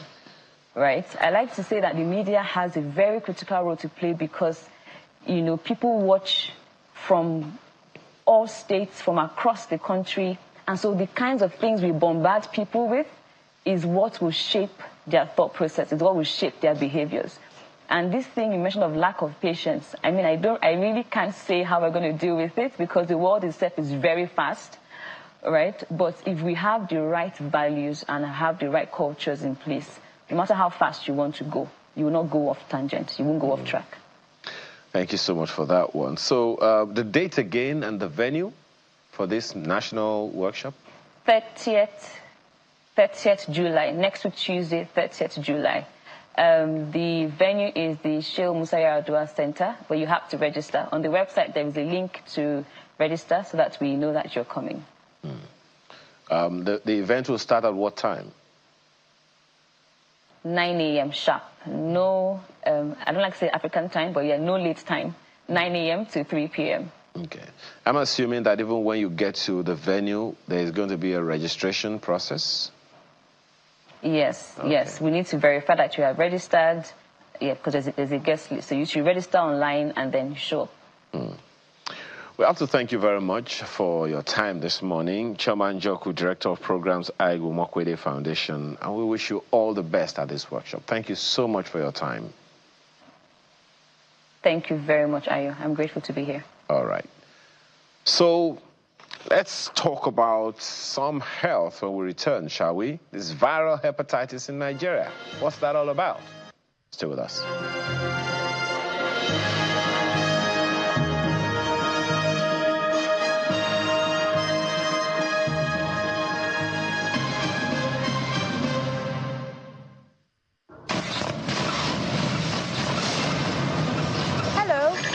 Welcome to our house. I'm Melinda. Coming up on today's episode of the program. Life is a stage.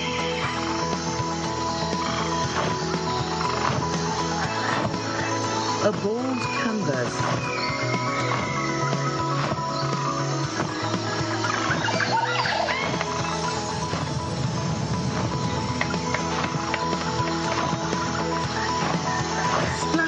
On it. Spring some rhymes while at it.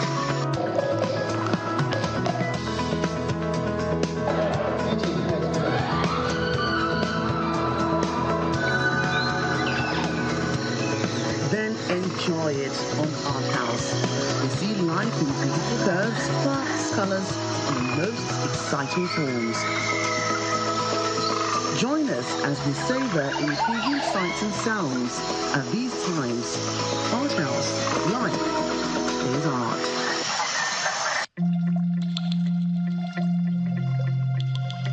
The Duchess International Hospital caters to every aspect of the family's health needs. A one-stop shop for maternity and child health services, emergency medicine and critical care, medical and surgical subspecialties, dental and eye care, and a range of other subspecialties and services, all available at a single location right here in the heart of Ikeja. And it really doesn't matter if you're paying out of pocket using your HMO or private insurance. We focus completely on providing that world-class affordable healthcare for all the family at all times.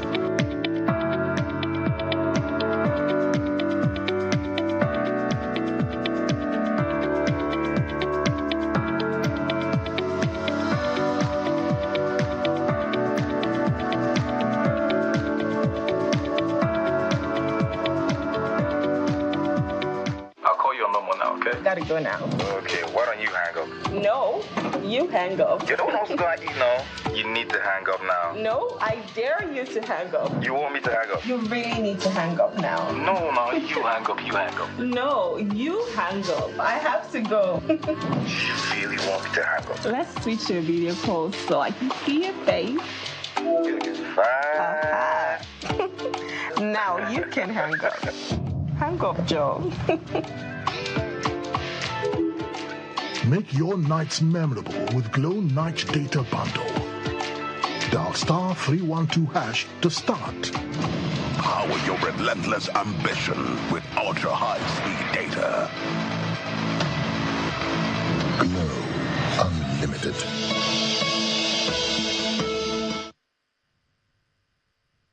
Stay connected to the world with Channels TV Podcast and get all the trending stories. Simply log on to channelstv.com.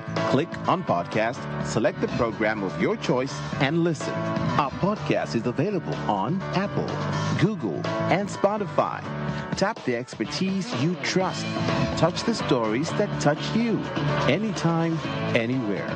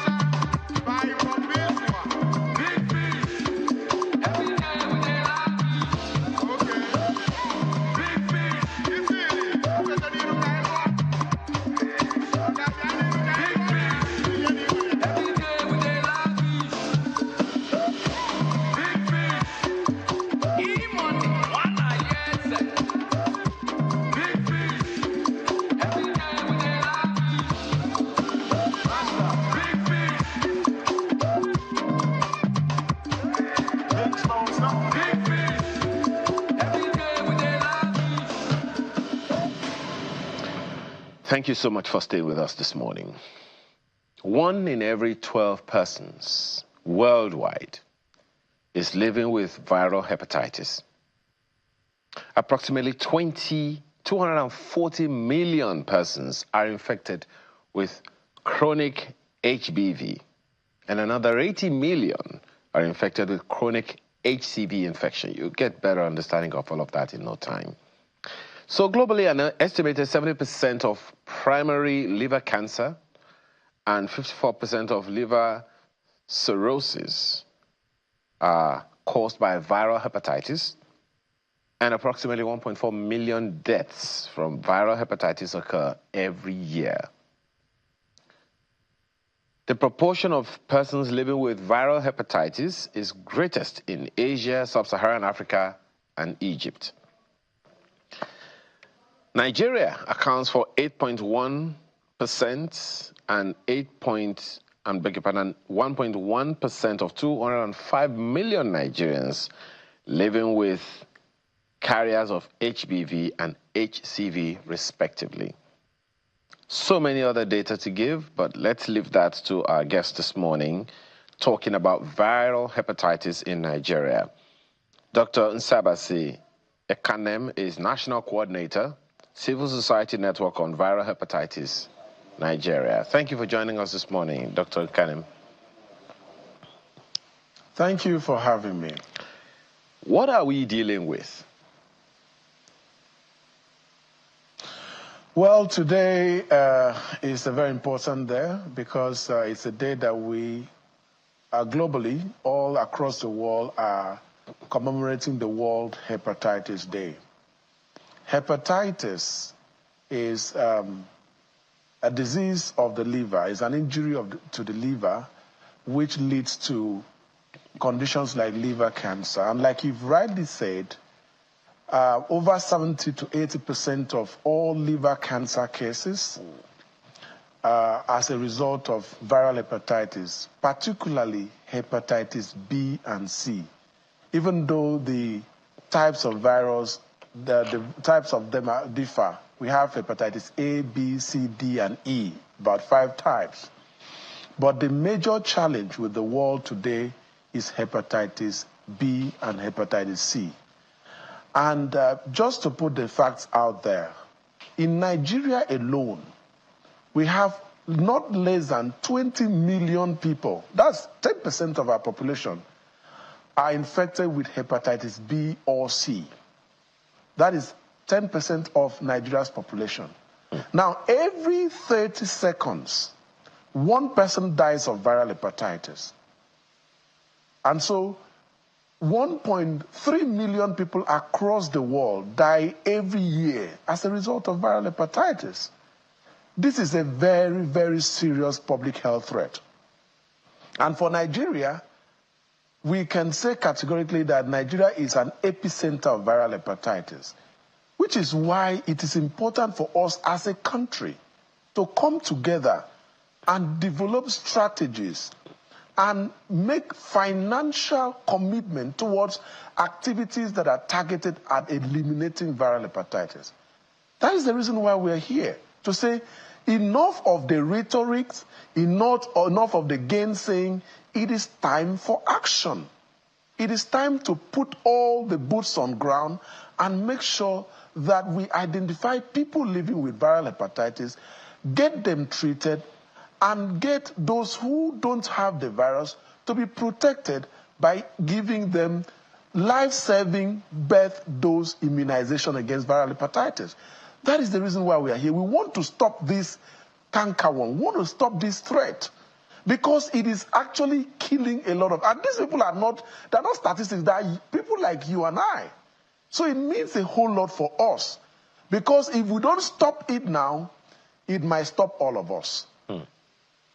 Very, very concerning. One of the scary things that you said now is that a good number of people, 20 million you say, that are living with this condition are not even aware. How do we even deal with that in the first place? Yeah, so like you rightly said, over 90% of people living with it are not aware. It's not even people that are not living with it, but even those who have the virus, over 90% are not even aware of the virus. And that's why sometimes when you engage them after they have been tested positive, and you tell them that, oh, you have hepatitis, they will tell you, is it hypertension? Because they don't even know. That's how bad the situation is. But what can we do? What are the solutions? The solution is to strengthen awareness. And that is what we are doing. In fact, the Civil Society Network on Viral Hepatitis is organizing awareness campaign in all the 36 states plus one in Nigeria within this period of the World Hepatitis Day. We are calling on people to come and get tested so that they can know their status, and from there they can know what to do. If they are infected already, they can proceed for treatment. If they are not infected, they can take vaccine that will give them lifelong immunity against the virus. But for this to be achieved, for awareness to be created, there is need for funding, which is why we are calling on the government. We are calling on international development partners. We are calling on the private sector. We are calling on everyone, philanthropists, everyone to donate, to make financial contributions so that there can be enough pool of funds to support advocacy, awareness, and enlightenment to ensure that people who are living with this virus can be identified and can be linked to treatment so that they will not die as a result of complications from viral hepatitis. That's basically what we need to do right now. By so doing, we'll be able to create that much needed awareness, and everyone would be aware and be able to protect themselves from viral hepatitis. And those who already have the virus will be able to take steps towards getting treatment and getting, the right care so that they don't end up dying as a result of viral hepatitis. What are some of the obstacles challenging the diagnosing and treatment of hepatitis in Nigeria? Well, the main obstacle, like I said, is funding. Because, you see, for viral hepatitis... How about the challenges? How about the major challenge of awareness? Yes, awareness is a challenge. Okay, so in about 4 years ago, precisely 2019, we conducted an assessment to see how much people are aware about viral hepatitis. And it was so disheartening to note that from the study we carried out, over 92% did not even hear about what we call viral hepatitis. They have not even heard about it according to their responses. Now that means only 8% of people know about hepatitis, a disease that is affecting 1/10 of our population. So it's important that we actually identify these factors that are causing that decline in awareness. And let me put it very clear here.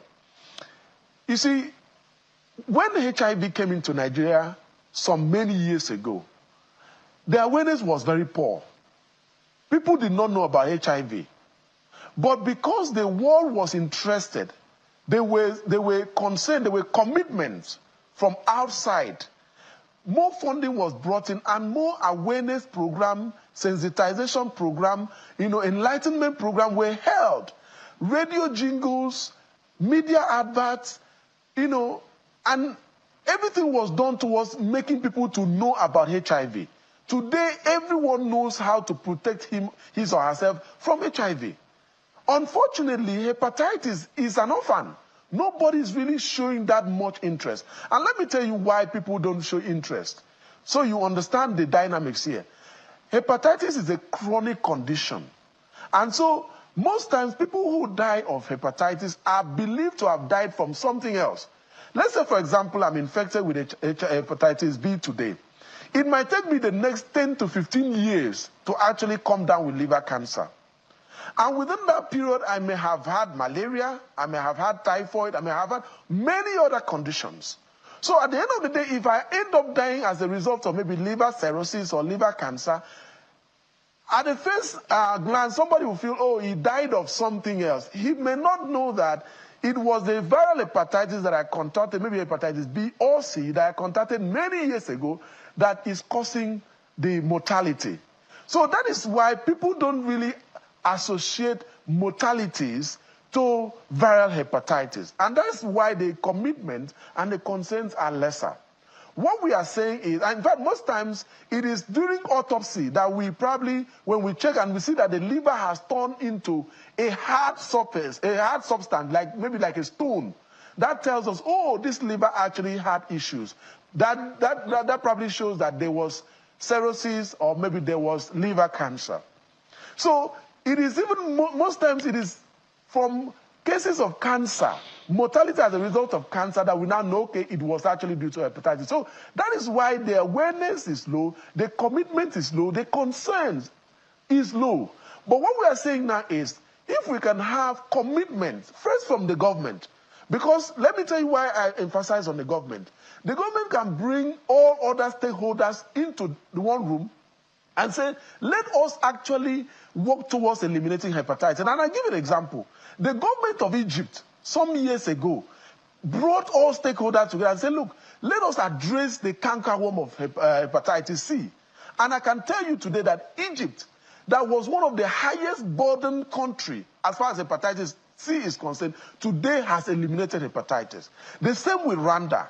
Even Namibia is on the track to eliminating hepatitis. So we need to make sure we bring stakeholders together and put together significant funding to fund awareness program on the social media, on the digital media, even on print media, and even sensitization, engagement, community engagement. Go out there and tell people that this virus exists, this is how to prevent it, these are the causes, and this is how to get treated if you are infected. That is the best way to address the epidemic of viral hepatitis in Nigeria. Are you aware of any government initiative on viral hepatitis in Nigeria? Of course, the government is working on viral hepatitis. We have the National AIDS and STI Control Program, what we call NASCAP. We also have, technical working groups that are focused on viral hepatitis. As I speak to you, by Monday, we are going to be having a ministerial briefing on viral hepatitis. And the NASCAP is actually anchoring that meeting. What we're saying is, yes, there are some efforts. The government is also working with some partners to see how we can have access to hepatitis commodities, to have access to testing, but we're saying that it is not enough. As I speak to you now, the National Health Insurance Scheme does not cover most of the hepatitis services. It doesn't cover. And that leaves the patient to pay out of pocket.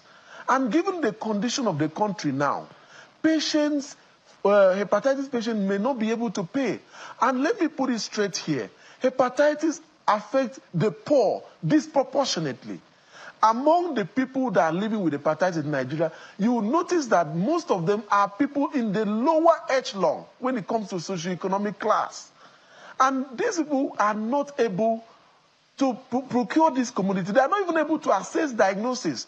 One of the tests for viral hepatitis, for example, the viral hepatitis DNA count, is about 30,000 naira. How many low-income earners in Nigeria can even afford that? And it is because of that that WHO has brought down the threshold of, the testing. The WHO has relaxed the guideline a bit so that more people can be able to have access to diagnosis and also have access to treatment. What we are saying that the government can do is let the government bring private sector leaders together, pharmaceutical companies, and say, look, see how you can bring in this hepatitis B commodities for a more affordable rate so that patients can access it at a very, very affordable rate. Or better still, incorporate it into the National Health Insurance Scheme so that low-income earning patients can access these commodities. That is the strategy we want the government to adopt in addition to what the government has done so far. We believe that the goodwill of the government of Nigeria can help attract investors, donor agencies to support hepatitis elimination program in Nigeria. And that's what we're asking the government to do. What progress would you say have been made in integrating the whole idea of viral hepatitis screening and treatment into the primary healthcare system in the country? Yeah, so I can tell you categorically that there is what we call the triple elimination program now, with the support of Global Fund. Is actually targeting HIV, hepatitis, and syphilis, such that pregnant women will have access to hepatitis screening during their antenatal visits. That's a very good one, and we are hoping that we can, optimize that to ensure that we create that access to prevention of mother-to-child transmission of hepatitis B. Again, we are aware that there is some sort of integration for hepatitis program into primary healthcare, which we believe that will also create an inroad, for more service to be accessed by patients. This is what has been done so far. There's that level of integration of even HIV and hepatitis services. But what we are saying is that there is need to do more, because as I speak to you today, hepatitis kills more people than HIV. Hepatitis is 100 times more infectious than HIV. So if HIV is having the support that it's getting from international donors, I think Nigeria as a government, given the fact that we are an epicenter, we should be able to take up hepatitis and say, this one is ours. Let us see what we can put in to make sure that we support the elimination of hepatitis B and C. So beyond the integration, the government needs to make tangible commitment, just like the government of Egypt did. The government of Egypt did a massive screening across the country, and today they have been able to eliminate hepatitis C. Nigeria should borrow a lead. After all, we are the giant of Africa. I think we should do something about this. Okay. Beyond just the integration of hepatitis and HIV services at the primary healthcare level. Now, you are the national coordinator of the Civil Society Network on Viral Hepatitis in the country. So what is the role of civil society in combating this disease? What are some of the key achievements of this network? Well, I want to say that, first of all, the role of the civil society is to actually advocate and support the government. We are not working against the government. All we are doing is just to advocate and tell the government it is necessary for investments to be done towards viral hepatitis elimination. It is also our duty to work with the patient organization. The Civil Society Network on Hepatitis is an umbrella organization made up of all the civil societies and NGOs that are working on viral hepatitis. So these NGOs, their work is to go into the community, engage community leaders, and ensure they create awareness among patients, among individuals around hepatitis. It is our duty to defend the patient, to tell the government, look, we have patients that are living with viral hepatitis. They need to be kept on treatment. They need to be able to access diagnosis. They need to be able to access prevention. Please try and see how you can work with international partners and the private sector to make sure that you cater for these people. It is also our duty to also engage private sector, the private sector leaders.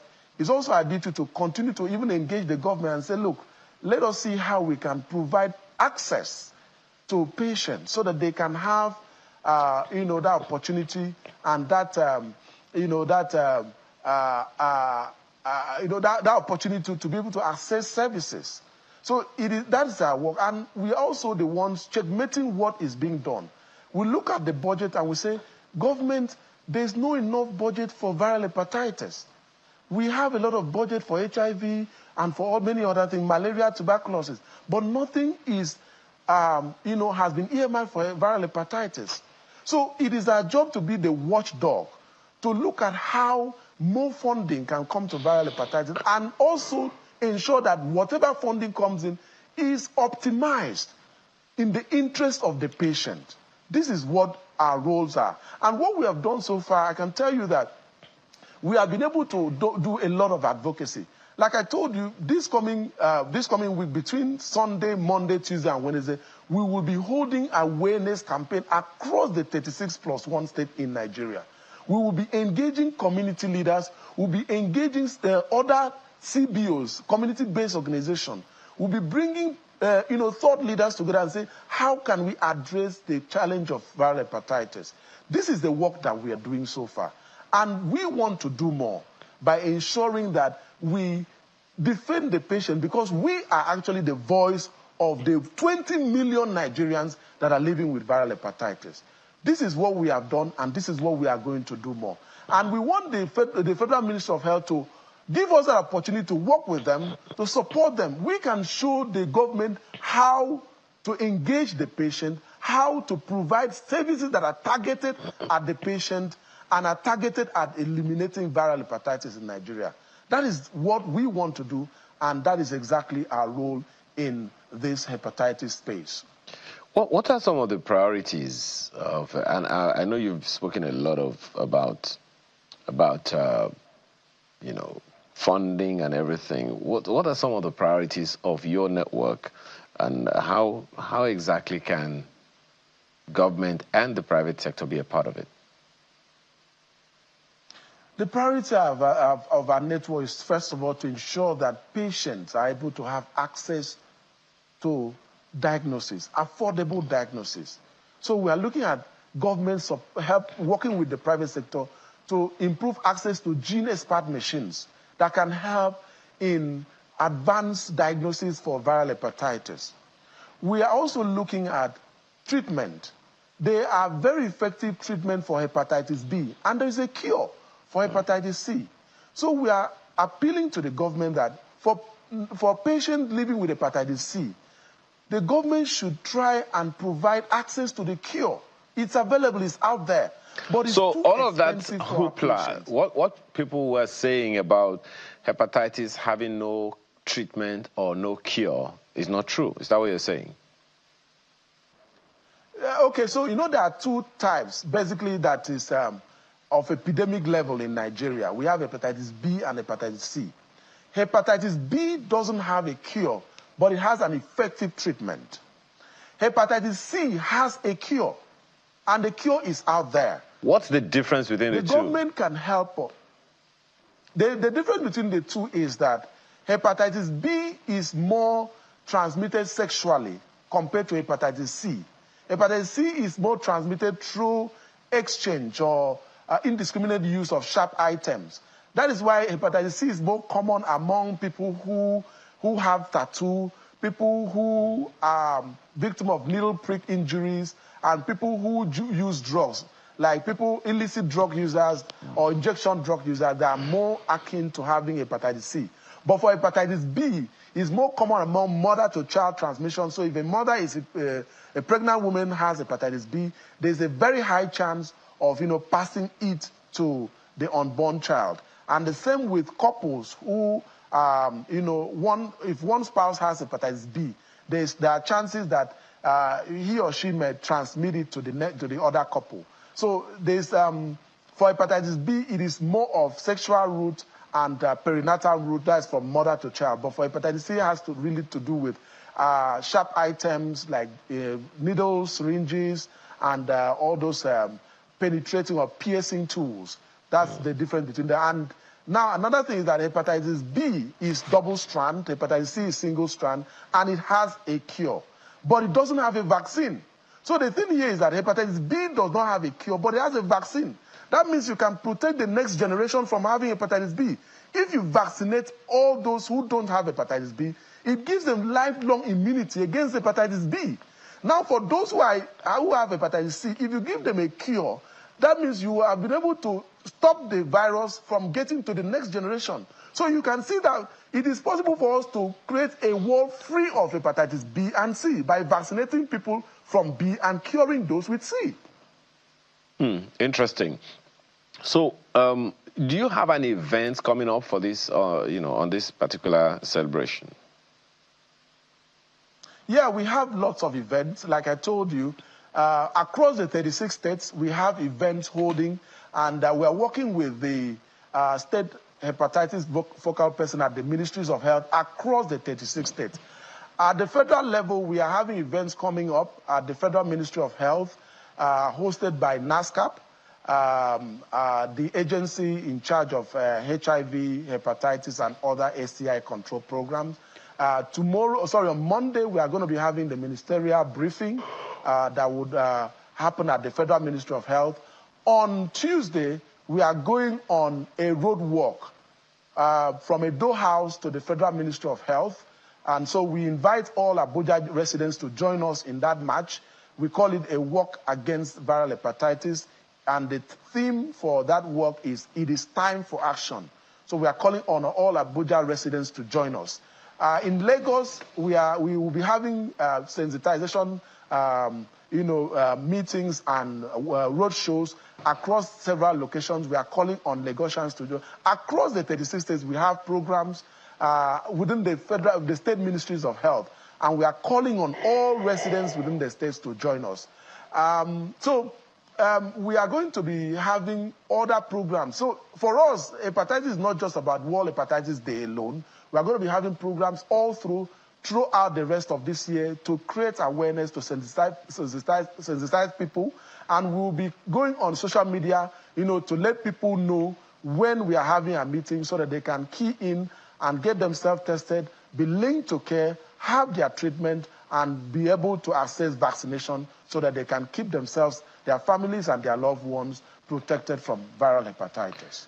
We do appreciate your time this morning. This has been quite informative for quite a number of people, because many probably didn't even know about hepatitis B before or C before this program. And now the information is out there. Thank you so much for your time this morning. Dr. Nsiabase Kanem is the National Coordinator for Civil Society Network on Viral Hepatitis Nigeria. Thank you again for your time, and all the best. Thank you for having me. Okay. Thank you. Well, next we are talking about guts. No, not having courage. It's gut health. We'll be right back.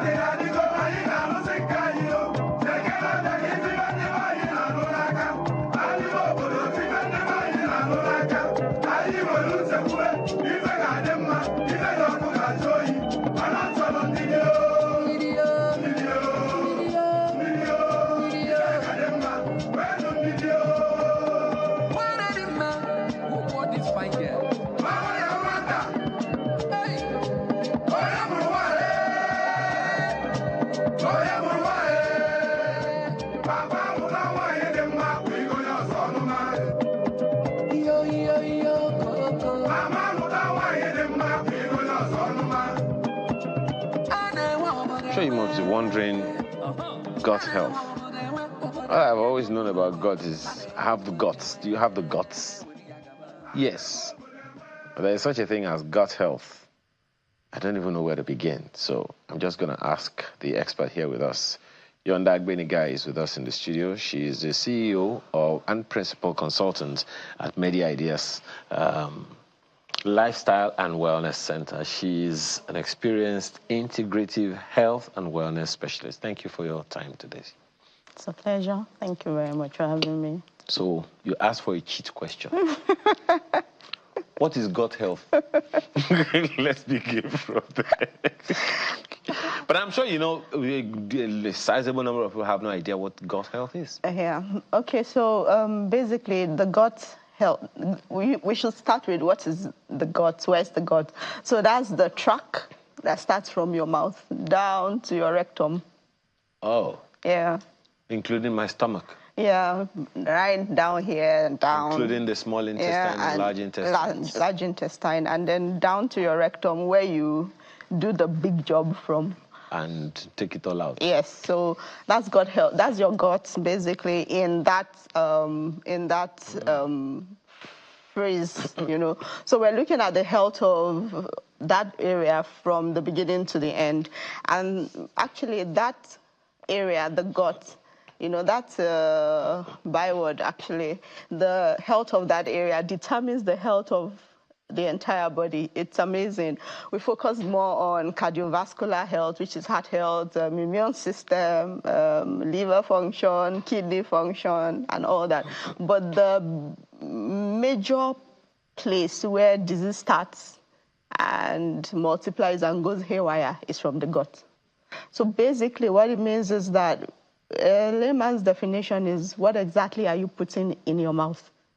Which that goes through the whole system that is absorbed in your heart for your heart, absorbed for your liver to process, absorbed for your kidneys to process, and absorbed till you pass it out. So, so permit me, because some people say I'm being cheeky when I say this, but so when I'm saying, do you have the guts? What am I saying? I have no idea what I'm saying, actually, but, you know, don't even answer that one. You know, so here we are now. What are some of the harm we do ourselves by not either taking or not taking care of our gut health? It's the fact that we're not even aware of how significant it is to our health is palpable, isn't it?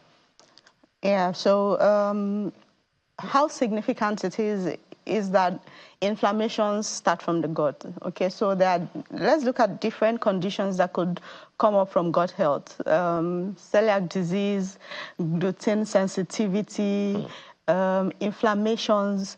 Inflammations are when the body is set on fire. And the immune system gathers to that place to create redness and swelling, and the whole place is inflamed. So it depends on what we're putting into the mouth, which is being circulated, absorbed through the membranes, and then into the body. So you could start a wildfire without knowing, with what you put in your mouth. The major problem in that place is the balance of bacteria.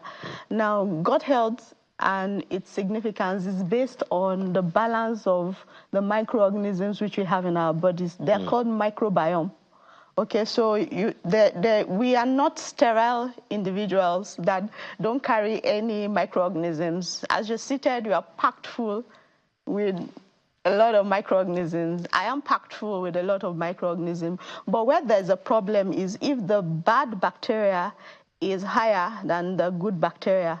And you need the good bacteria for a lot of processes in your body. You don't need the bad bacteria. You need that balance. So whatever you put in it could kill the good bacteria and enhance the growth of the bad bacteria.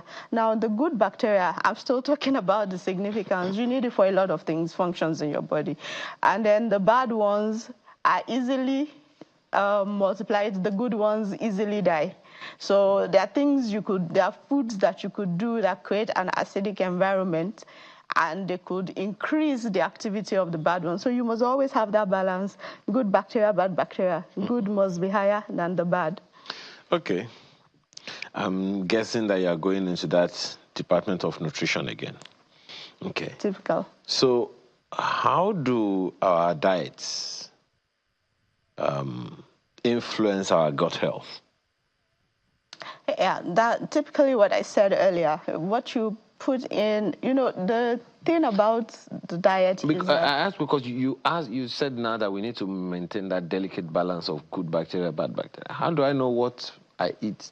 Is it my atarodo that is causing good bacteria, or what exactly? That's what okay, so the thing is, you need to ensure that the milieu, the environment inside the body is suitable for the growth of the good ones, okay, and not suitable for the multiplication of the bad ones. So that takes us back to still the good nutrition thing, good lifestyle.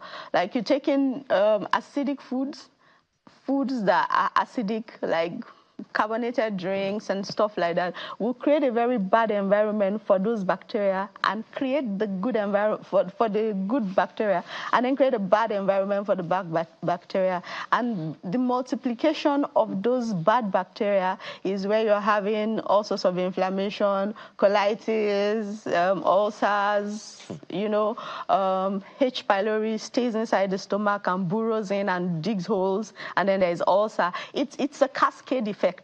There's the mouth down to the rectum, there's a line in there, which some of those foods, because they are maybe too acidic or too sensitive, cause perforations. And once there's perforation, you have food escaping into the bloodstream. Those food escaping into the bloodstream, the body creates an autoimmune response to it and says, oh, there's something here that shouldn't be here, and there's a fire set on immediately.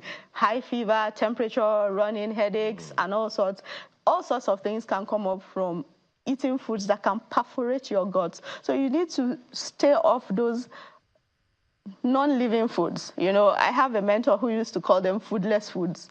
Foods that have been, the thing about bacteria is good bacteria, bad bacteria are all destroyed with heat. So the more living foods you take, things like cabbage, carrot, cottage cheese, kombucha, all those drinks, kefir, those things increase your good bacteria, aids your immune system, upregulates your immune systems, and gives you a better chance at living. In other words, foods that have a much shorter trip from the farm to the table. Yes, and to fire.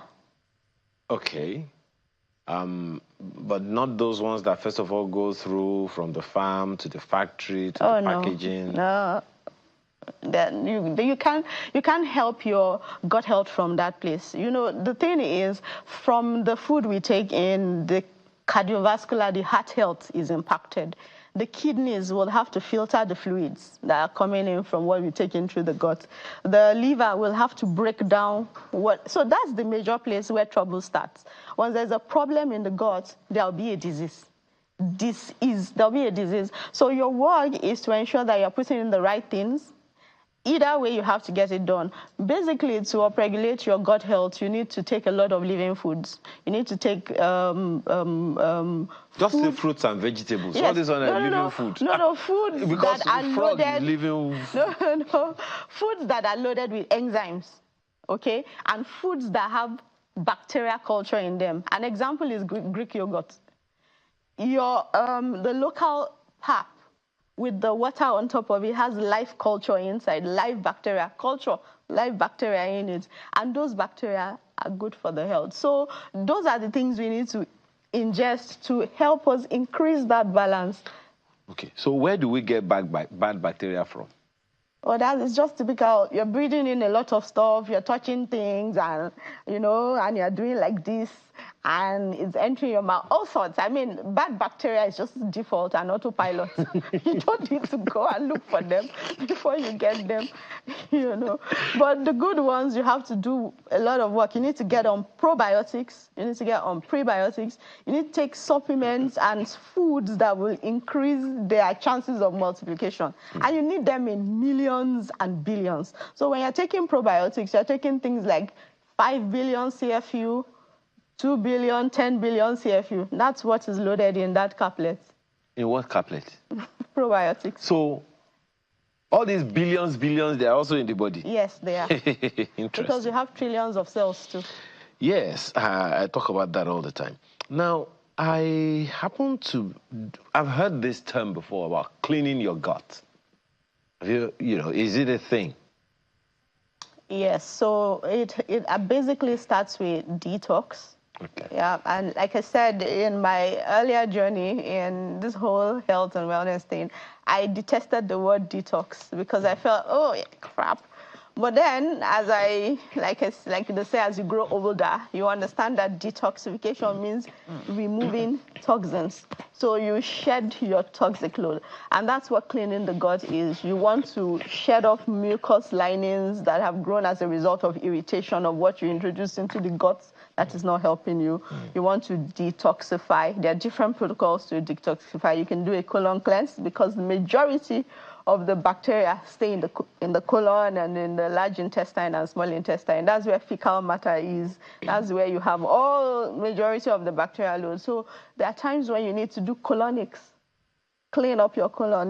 Those curves and involutions in the colon, you have stuff hiding there that can hide there for as long as a year, 2 years.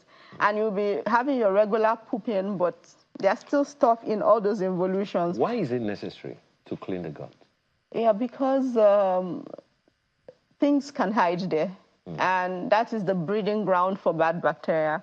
And not only bacteria, fungi. You don't want to have a fungi infection. They could predispose the person to all sorts of diseases, especially cancers. If the enteric area, that is the colon, large intestine, stomach, all those places are filled up with fecal matter and stuff like that, they could predispose to colon problems, colon cancer, ulcerative colitis, gluten sensitivity, celiac disease, in which the gut is perforated because those bacteria are not sitting there and having fun. They are producing toxins. That's why you need to detoxify. They're also burrowing and popping holes into those places. So the earlier you get them out, the better. That's what cleaning is. And you use things like kefir, kombucha, things like Greek yogurt. Let me come home. Water from your maize and pap, those things. Please, when you're doing that, ensure that that water is very clean. And gut-supporting foods that have probiotics, because the culture and the microorganisms in them are alive, have to be refrigerated. So you're essentially suggesting to some people now that when they go to buy their cocoa water, that the cocoa, they should get the water. No. That cocoa has been cooked.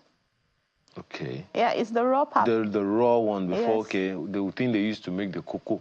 Oh, right. Okay. I think it's better you have the raw pap in your house. Okay. And you can control it like that. Okay, so it's that water itself that you're talking about. Yeah, it's having been healthy. cultured. Okay. What other things can people use to clean their guts? Well, detox, like I said. When you talk about detox, people are talking about some chemicals, some tablets, and stuff like that. So the first thing I said was a colon cleanse. So there are different ways to clean your colon. You're either doing colon hydrotherapy, that's getting water into your colon, or you're doing an enema, which is helping you force out those stuff that have been hidden there. You're doing regular bowel movements, but there's still stuff hidden in those areas, which, if not taken out, can predispose you to some very funny conditions. Then you have full body detox, in which you're cleaning the liver. Wow. Yeah, and then you have a kidney cleanse. And yes, you can also do a full body detox, in which you are under a sauna, pushing out the different types of sauna. There's the heat sauna, there's the far infrared sauna, which allows you to allow the liver to rest, and you push out fluids from your skin, through your skin pores. Okay. There is also the talk that some people have mentioned about taking vegetables and all of those things. In fact, there are some people in southwest Nigeria who believe that when they take a lot of vegetable, that they have the propensity to take out a lot of fecal matter in their body. Okay, so the mindset behind that is that you need to ingest a lot of fiber, which is very correct. The more fiber you take, the fiber acts like a sponge. It passes through the gut from right there down to the stomach and then to the large and small intestine, and acts like a mop.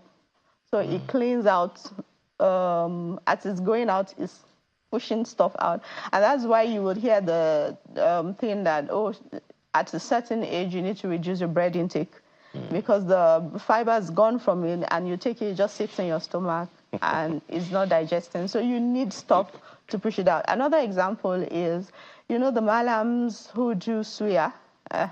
When they're selling the meat to you, they give you a lot of cabbage and tomatoes, onions. Yeah, those, like I say, living foods. Those things still contain enzymes. The meat is like dead. I mean, the enzyme you have, So you have that meat in your stomach. You are eating that. The enzymes in the tomatoes and the onions are digesting the tomatoes and onions, and also digesting what they met in your stomach. So it's logical that you have that stuff alongside with your meat, because number one, with our bad nutrition, we have depleted our enzyme bank. We have enzymes for body repairs to heal your injuries, and then we're not even supplementing or taking enough foods. So you are depleted already from your enzyme bank. So you need something extra to replenish that bank to help you with digesting very hard processed meats. This is very interesting. So what are there risks or side effects to gut cleaning? Well, if you use very wrong agents to do a gut cleaning, you could end up increasing your bad bacteria, and that if you're not, that's why you don't take on protocols for stuff like that by yourself. You need to see practitioners, licensed people that understand those protocols of cleaning. Like, you don't want to do a colon cleanse and then get your rectum lacerated. So you need a licensed or expert. You need to find out centers where they do such things, where there are different types of enemas. There's colon hydrotherapy, there's organic enemas and all that stuff, which we're very conversant with. But then you don't just do them yourself, because you need to use the right agents, right content to do those cleaning. And you see, the truth is, we had people who one time came in and was like, when we told them about enemas, I don't like it, whatever. And then he's not a big fan. And I think I was like, I feel so light, I feel so good, And because you actually feel lighter, and you feel the weight inside those, when you see people with big bulgy stomach, you know that colon is full.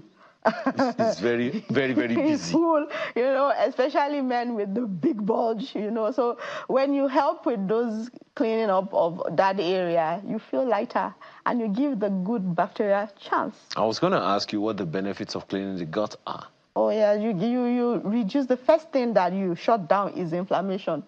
Inflammation is like there's a problem and the whole body set on fire. So you're having headaches, you're having redness, you're having swellings. You feel as if there's wildfire in your body. You know, you feel like you've lost your taste buds and stuff like that because you lost your taste bud because you have vitamin deficient already.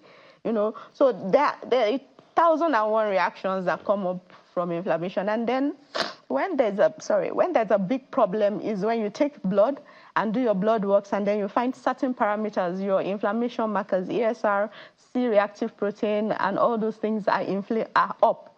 That's a big problem, and the first place to treat it actually is from your gut. And then there's a particular tumor marker. Tumor markers are cancer markers. Those are things you test in. You take the blood sample and then you go and run tests about it.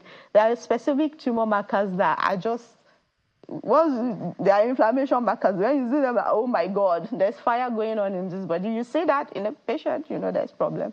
So your first bit is to try to improve the gut health, try to improve their immune system, because the gut and immunity are best of friends. You know, if you're going to heal the immune system, you start from the gut. How about water? What's the place of water in cleaning the gut? Well, you need water to flush. I mean, the kidneys, the work, it's default. I mean, the kidneys, the major work of the kidneys to filter fluids, you know, filter acids and stuff. So the more of water you're taking, the better. I mean, that helps the kidneys to filter very well. There are those who also point to difficulty in bowel movements. You're shaking your head already. It's a disaster. It's you know, ask what as an indicator for what? No, I'm just asking because there are a number of people, every time they dread the idea of going to the convenience because they know there's going to be civil war there. Okay. So that, number one, let me start with bowel movement is important. You must have at least one a day. You must have at least one a day. I've had people like, I don't go for a week. Yeah. Yes, that's problem, looking for where to land and explode. You know, so if there's such a problem, you need to get a practitioner to look you up and find out if there's a blockage, if there's, if you're to check your nutrition, if there's different things could be responsible, so not to raise up any panics. You must have a bowel movement at least once a day. Some people do twice a day because they are ingesting. And the best way to support bowel movement is to always ingest fiber. Ingest fiber. Yeah, if there's blockage because of either disease, maybe prostate problems, colon problems, colon tumors or stuff, it's a different ball game entirely. Or maybe there's an involution or something. It's a different ball game. But if it is that because of poor intake of fiber and poor intake of water and fluids, you're having difficulty going. The first thing is you're going to have varicose veins in your rectum. You're going to have, next thing is hemorrhoids because you're doing to go, you know, so, and you're going to have that hemorrhoid thing pushing out. So you need to be on fibers a lot. Like I would say, fruits and vegetables contain a lot of fiber. Eat a lot of fruits and vegetables, a lot of leaves. Just eat leaves. Like good edible leaf. Eat a lot of raw leaves. And then there are fluid fibers. They call them soluble fibers too. You can take those ones, the pectin, all those things, modified citrus pectin and all that helps. Xylem husk helps. Some people do tiger nut flour. Very rich in flour. I just heard that some people are wondering what xylem husks. What xylem husks? I just heard about it about 2 weeks ago. Tell us a little about it. It's just fiber that goes into your system. Some fibers are indigestible, so they go in, and they're coming out, they're not coming out alone, they're coming out as a mop. They've cleaned the inside there and packed stuff out. So that's the work of fibers, any fiber. Okay. Both found in vegetables, those that are soluble fibers, the ones in drinks, that's their work. Okay. There are some people, if they eat anything like this, sorry, I'm going very local now, it is the shape it came into their stomach that it will go out of their stomach, e.g., corn or beans. What happens in those situations? Okay, so the thing with corn is that there's some people that have allergies that, you know, it's still the gut. There's some things that allergens, they're called allergens. Allergens are things that create allergies. There's some people, when they take corn, they're going to start sneezing or coughing or something. So some people have that allergic reaction to corn and to granules. And so they take it in, and there's all sorts of allergies that has gone up. And some are, like you say, asymptomatic, no symptoms, you know, but the whole system is warped already. So there are some people that also have very poor digestive health. Their digestion, they call it the churning, doesn't work very well. So as it's going in, it's coming out. So the machine does not grind it well. It's not grinding well. Okay. Now, at what point does someone know that I need to clean my gut? Inflammation. Well, the first thing is when you take a blood work, when you do a scan. Also, yeah, maybe an AI scan, but then when you take your blood and run your blood test, and you have specific markers that are up, like your ESR or inflammation markers, you know that, yes, there's problem brewing. That alone is telling you that a war is about to start, and your work is to shut down that war, okay? Then when you start having a lot of fevers, chills, loose bowel movements could also be part of the problem. Constipation is a big problem. People who have celiac disease, people who have gluten sensitivity, that you take gluten and you are reacting to it with problems and stuff. At that point, you know that, oh, something needs to be done to my gut health. In short, when immune problems start, I mean, when you are having autoimmune condition means that the body is attacking itself. You know, all those problems, autoimmune conditions are a marker that the gut needs help. How frequently should that happen? Once a month, once in a year, once in 6 months? So, but you know that it's not like a blood test that you're saying, oh, after 6 months, your blood works are obsolete. I think gut health is something that you should imbibe as your day-to-day activity. Okay. Ensuring that I put the right things in, I get the wrong things out, I help the good guys, and I don't help the bad guys. Well, now you know if you want to avoid falling sick. Thank you so much for being here this morning, Dr. Yonda Benigais, CEO and Principal Consultant at Medi Ideas Lifestyle and Wellness Center. Thank you again for your time. I know that people are going to tell you that you need to exercise. The easiest exercise is dancing. And guess where it comes from? Music makers, such as our guest coming up next.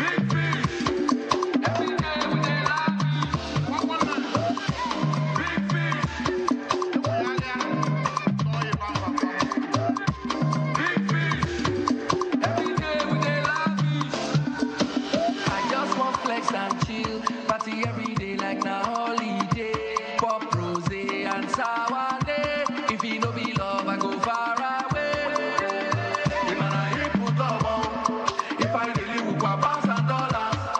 Casey, I swear to God, oh, I saw no gonna be happy back you. Oh no, no, tell them say na money.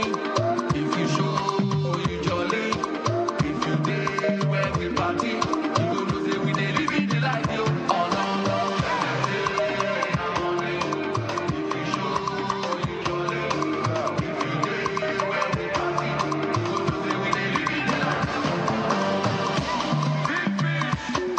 By subway, by Mobiswa. Big fish. Every day we dey laugh. Okay. Big fish. You feel it? That's the new guy. Big fish. Every day we dey laugh. Big fish. E-money. One yes. Once upon a time, we called him the Limpopo crooner. All things are passed away. Casey is here with me in the studio. Thank you for being here. Thank you, my brother. Kingsley Chinwike Okonkwo, better known as KC. Yo, good morning. Yo, gege. I put that one for the song we just finished. Oh my goodness. Good to see you. Been a minute though. Really? Been like forever.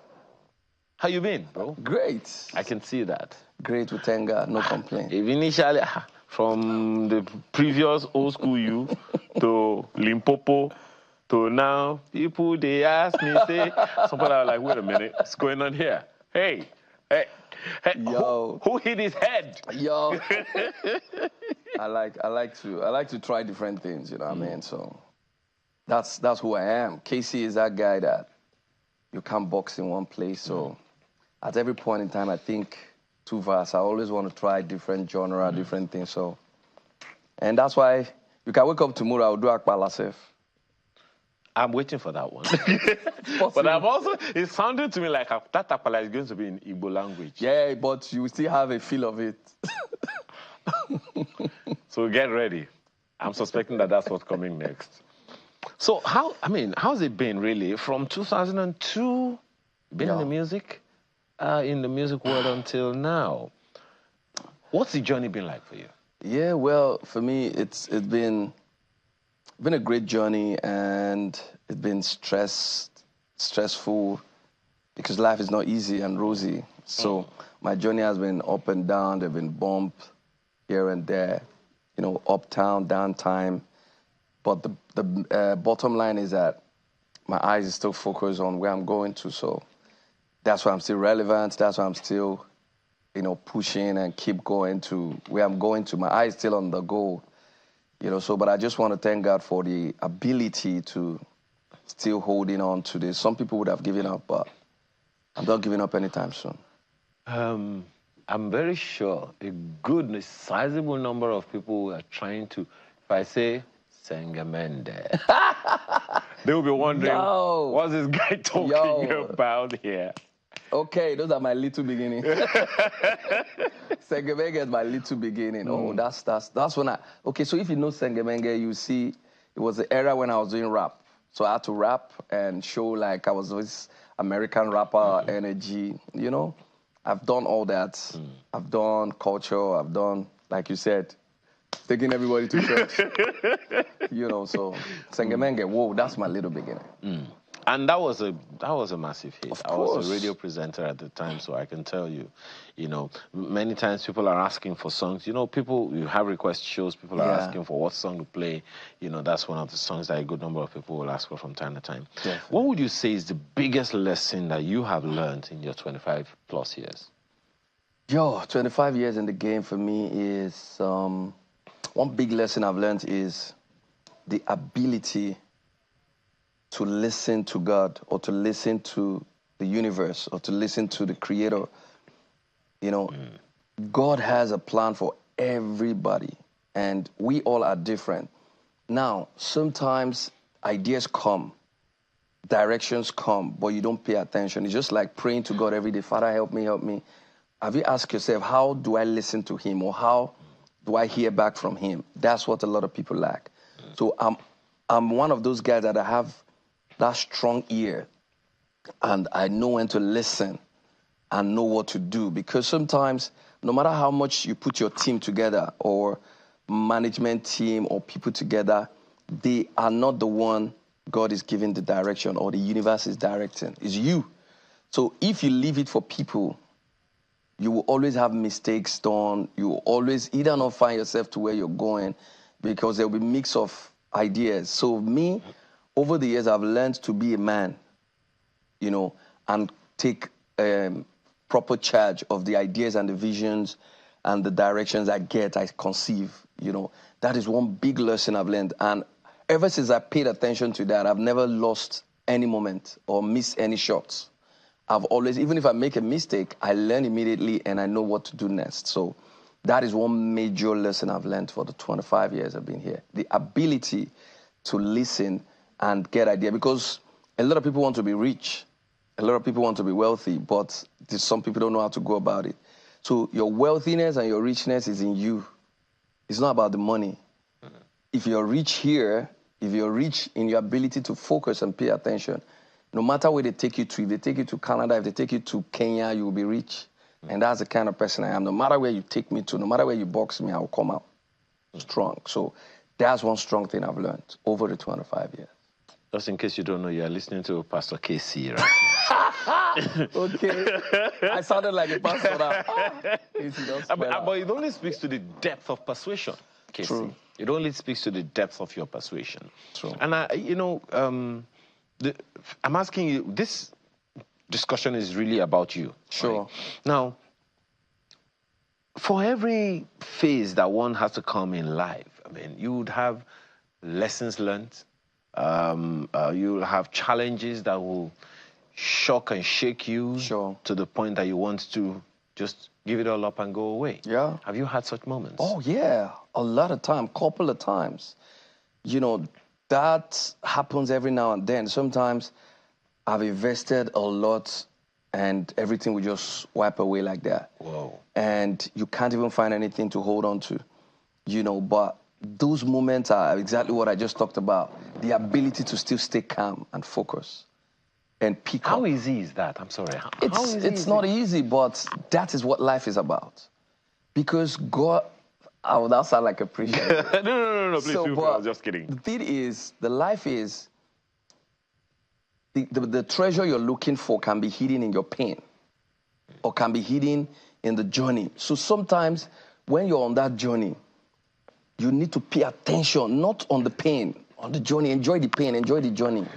That's what I've also learned. Like, I've gone through processes that I invested money in shooting music videos, done all the promotions, and you can't even find 10,000 people viewing the song or liking it. And everything will just go down. And you ask yourself, is it that I'm not good anymore? At that time, you're questioning yourself. You're doubting yourself. For me, if I fail, I learn from that. Okay, what were the things wrong? At least I've had some successful records.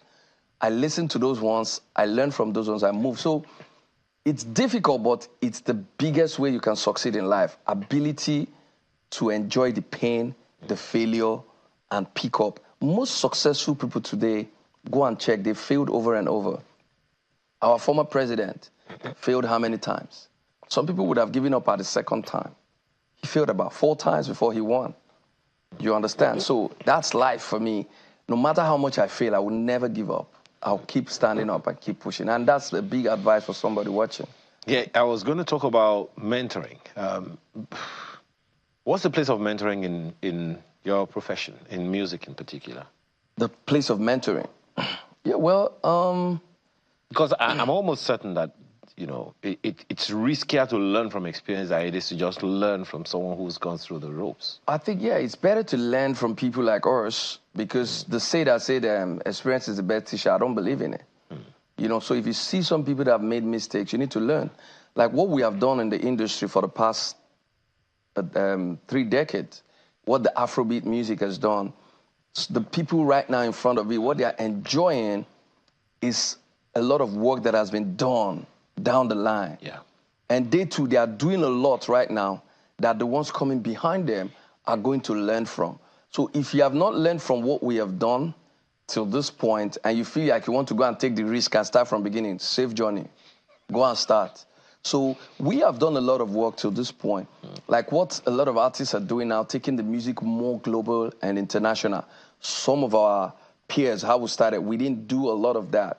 So it's like a movement. So if you're smart, you learn, you study from what you want to do. The problem is some people don't even know what they want to do. Some people get into the music business because Bona is driving Lamborghini and Rolls Royce. Davido is lavishing money here and there. They don't even understand that these people I just mentioned, they don't sleep. We don't sleep. I slept about 4 a.m. yesterday and I'm here. And 2 days ago, I had a listening party that lasted all night. You know, so you need to be ready to work. So we do a lot. So mentorship is you have to be focused. Study the industry or whatever thing you want to do, whether it's medical, whether it's sports, study the story, the history, learn from it, and keep going. Definitely you will make your own mistakes along the line. Learn from it and keep moving. But don't go and say you want to start doing the mistakes other people have made. No, I think you're going to waste a lot more time. Interesting. Now, you have undulated from rap to whatever else, and now the kind of music that I got to be honest with you, I love African sounds. And forgive me for being partial. I'm African, right? 100. Now, and Igbo language is a language that I love, but I can't speak. Unfortunately, to make it worse, I'm not even married to an Igbo. Double. But what made you decide to make this, your music, Igbo, contemporary Igbo music? What made you choose that? Thank you. That's a smart question, and it shows you're paying attention, right? So that was intentional. Like you know my story. When I started like the normal Afrobeat sound, like hip-hop music. The boy from Ajegunle, I was doing dancehall music and all. You know, but I go to 2017, you know, because my father was a DJ. My father sold records back in the days in Ajegunle. So I was raised in a music home where I listened to a lot of genre of sound. So I knew that high life sound, African sound, not just high life, even the Yoruba sound, the gong and everything. Like we have originality in our own culture. And the ability to blend it with the urban sound will be something unique and different. So in 2017, I took a decision that I'm going to pay attention to the cultural sound, you know. And I started that journey in 2017, 2018. And today, I'm a very big force, you know, in terms of exporting the cultural sound, mixing it with urban sound. And those were not mistakes. Those were deliberate moves and intentional moves I've been doing for a couple of years, trying to blend sound. The ability for me to blend that Oja flute, you know, with the Amapiano sound was not a fluke. It was not just like, hey, I just tried it. No, it's a movement that I've been playing in my head that I've tried with a couple of producers. It didn't work before I tried it with the guy that made it work. So I think African sound generally is so big that if we pay attention, and it's so sweet, the rhythms and the melodies are so sweet, like Makusa. So I took it upon myself that going forward, I'm going to focus on that because there were not too many people doing it. So I said I was going to pay attention to it and help export that African sound more and make it more global. And what other better sound, language do I understand? My language, Igbo. So I'm doing a lot, you know, with that sound and that genre to make sure I project it more. Well, again, my sentiments, it's delicious music in my own ears. You know, and by the way, I'm looking forward to that Akpala music. Definitely. I've actually done a Fuji song with Olamide years back in my career, although it didn't blow up. You know, it's titled We Go Party. So if you're watching, you can check Casey Fisher in Olamide, We Go Party. It was Fuji. I was speaking Yoruba. I speak Yoruba very well. I understand Yoruba very well. Imi? Oh my God, me, don't worry. Okay, but tell me this one thing, and it's one of those things that a number of people have been concerned about. Consequently, regulated TV would not play certain kinds of music because of certain expressions. Yeah. Two major things are usually used to express music, music, contemporary music in particular. The display of affluence and women. Especially the ones that don't wear stuff. So There are those who are, okay, like it, and there are those who are, wait a minute, these things are impinging on our culture. How do you react? Yeah, over the years, we've talked about it over and over, and the society is big. The people watching us are a lot of people, and I think it's also very important that we're careful, with what we portray and what we sell, because there are kids and families watching and all that. So for me,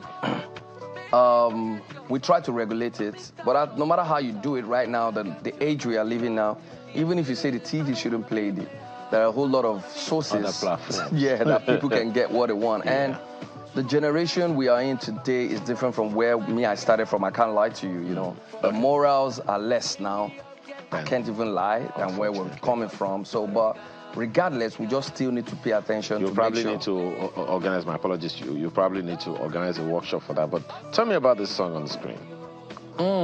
That's my new song that dropped yesterday. It's titled Obalende, from my new album titled Mr. Versatile. So this is just less than 24 hours. It dropped 4 p.m. yesterday. And I'm excited about it. Just like what we're talking about, it has culture in it. It has the African sound. Even in the video, we try to portray the print. You see the African print. The ladies are tying on their hair. Wait, you're talking too much. Let's listen to a little bit of it. Oh my goodness.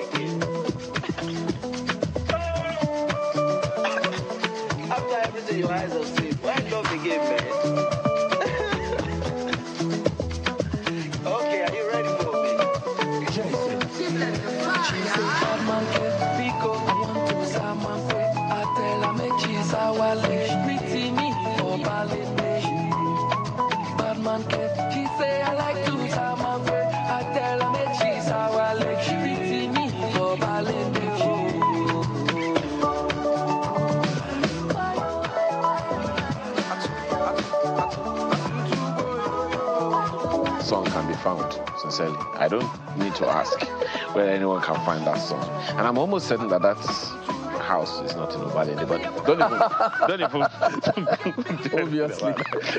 So what else are we to expect from Obalende, from KC after this one?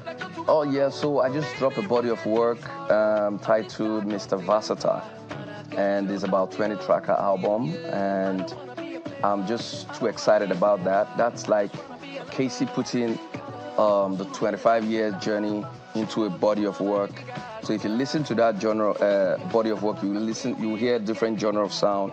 You hear the reggae dancehall, you hear reggae, you hear high life, you hear rap, you hear R&B, you hear all sort of genre of sound. So it's a beautiful piece of work. I want you all to go check it out, listen to the project.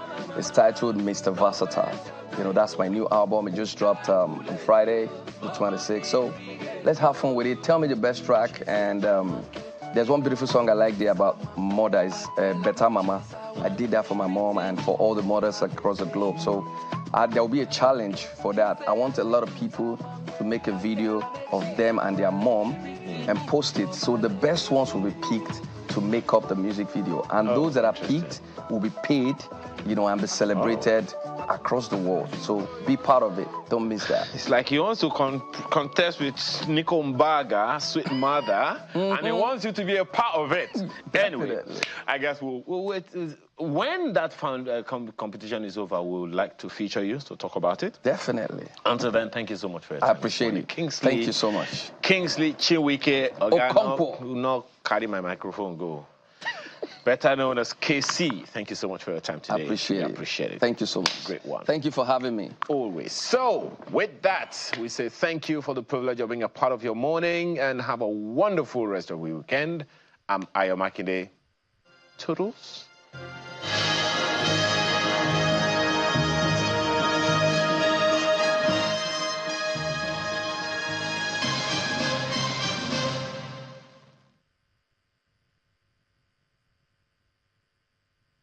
Be a part of the Swiss Trade 20th Anniversary Sales promo. Shop exquisite Swiss Trade doors of all types and sizes, onyx stones and home interior furniture at the lowest prices ever. Don't miss out on top quality products at prices you only have to see to believe. Come, see what's available and make huge savings in the Swiss Trade 20th Anniversary Sales promo. Limited time offer only. Swiss Trade, a blend of beauty and security.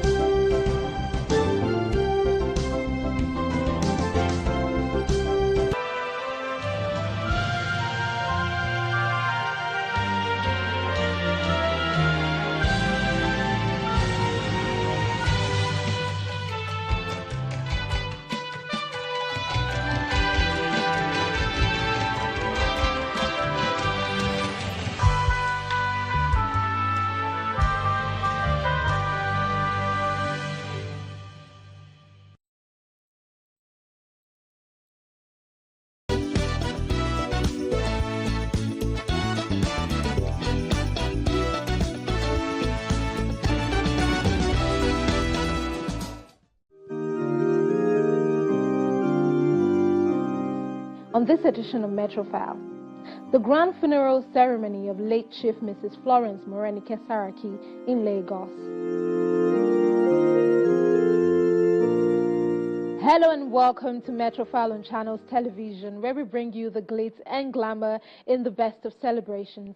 Today on Metrofile, we bring to you a special edition on the celebration of a life well spent. We implore you to sit back, relax, and enjoy it. Please watch out for flash photography as you do. I am Ewalua Ogumborede. The matriarch of the Saraki family, Chief Mrs. Florence Morenike Saraki, passed on at the ripe age of 89. In celebration of her life, a two-day funeral event, which included the service of songs, funeral service, and reception, was held in Lagos.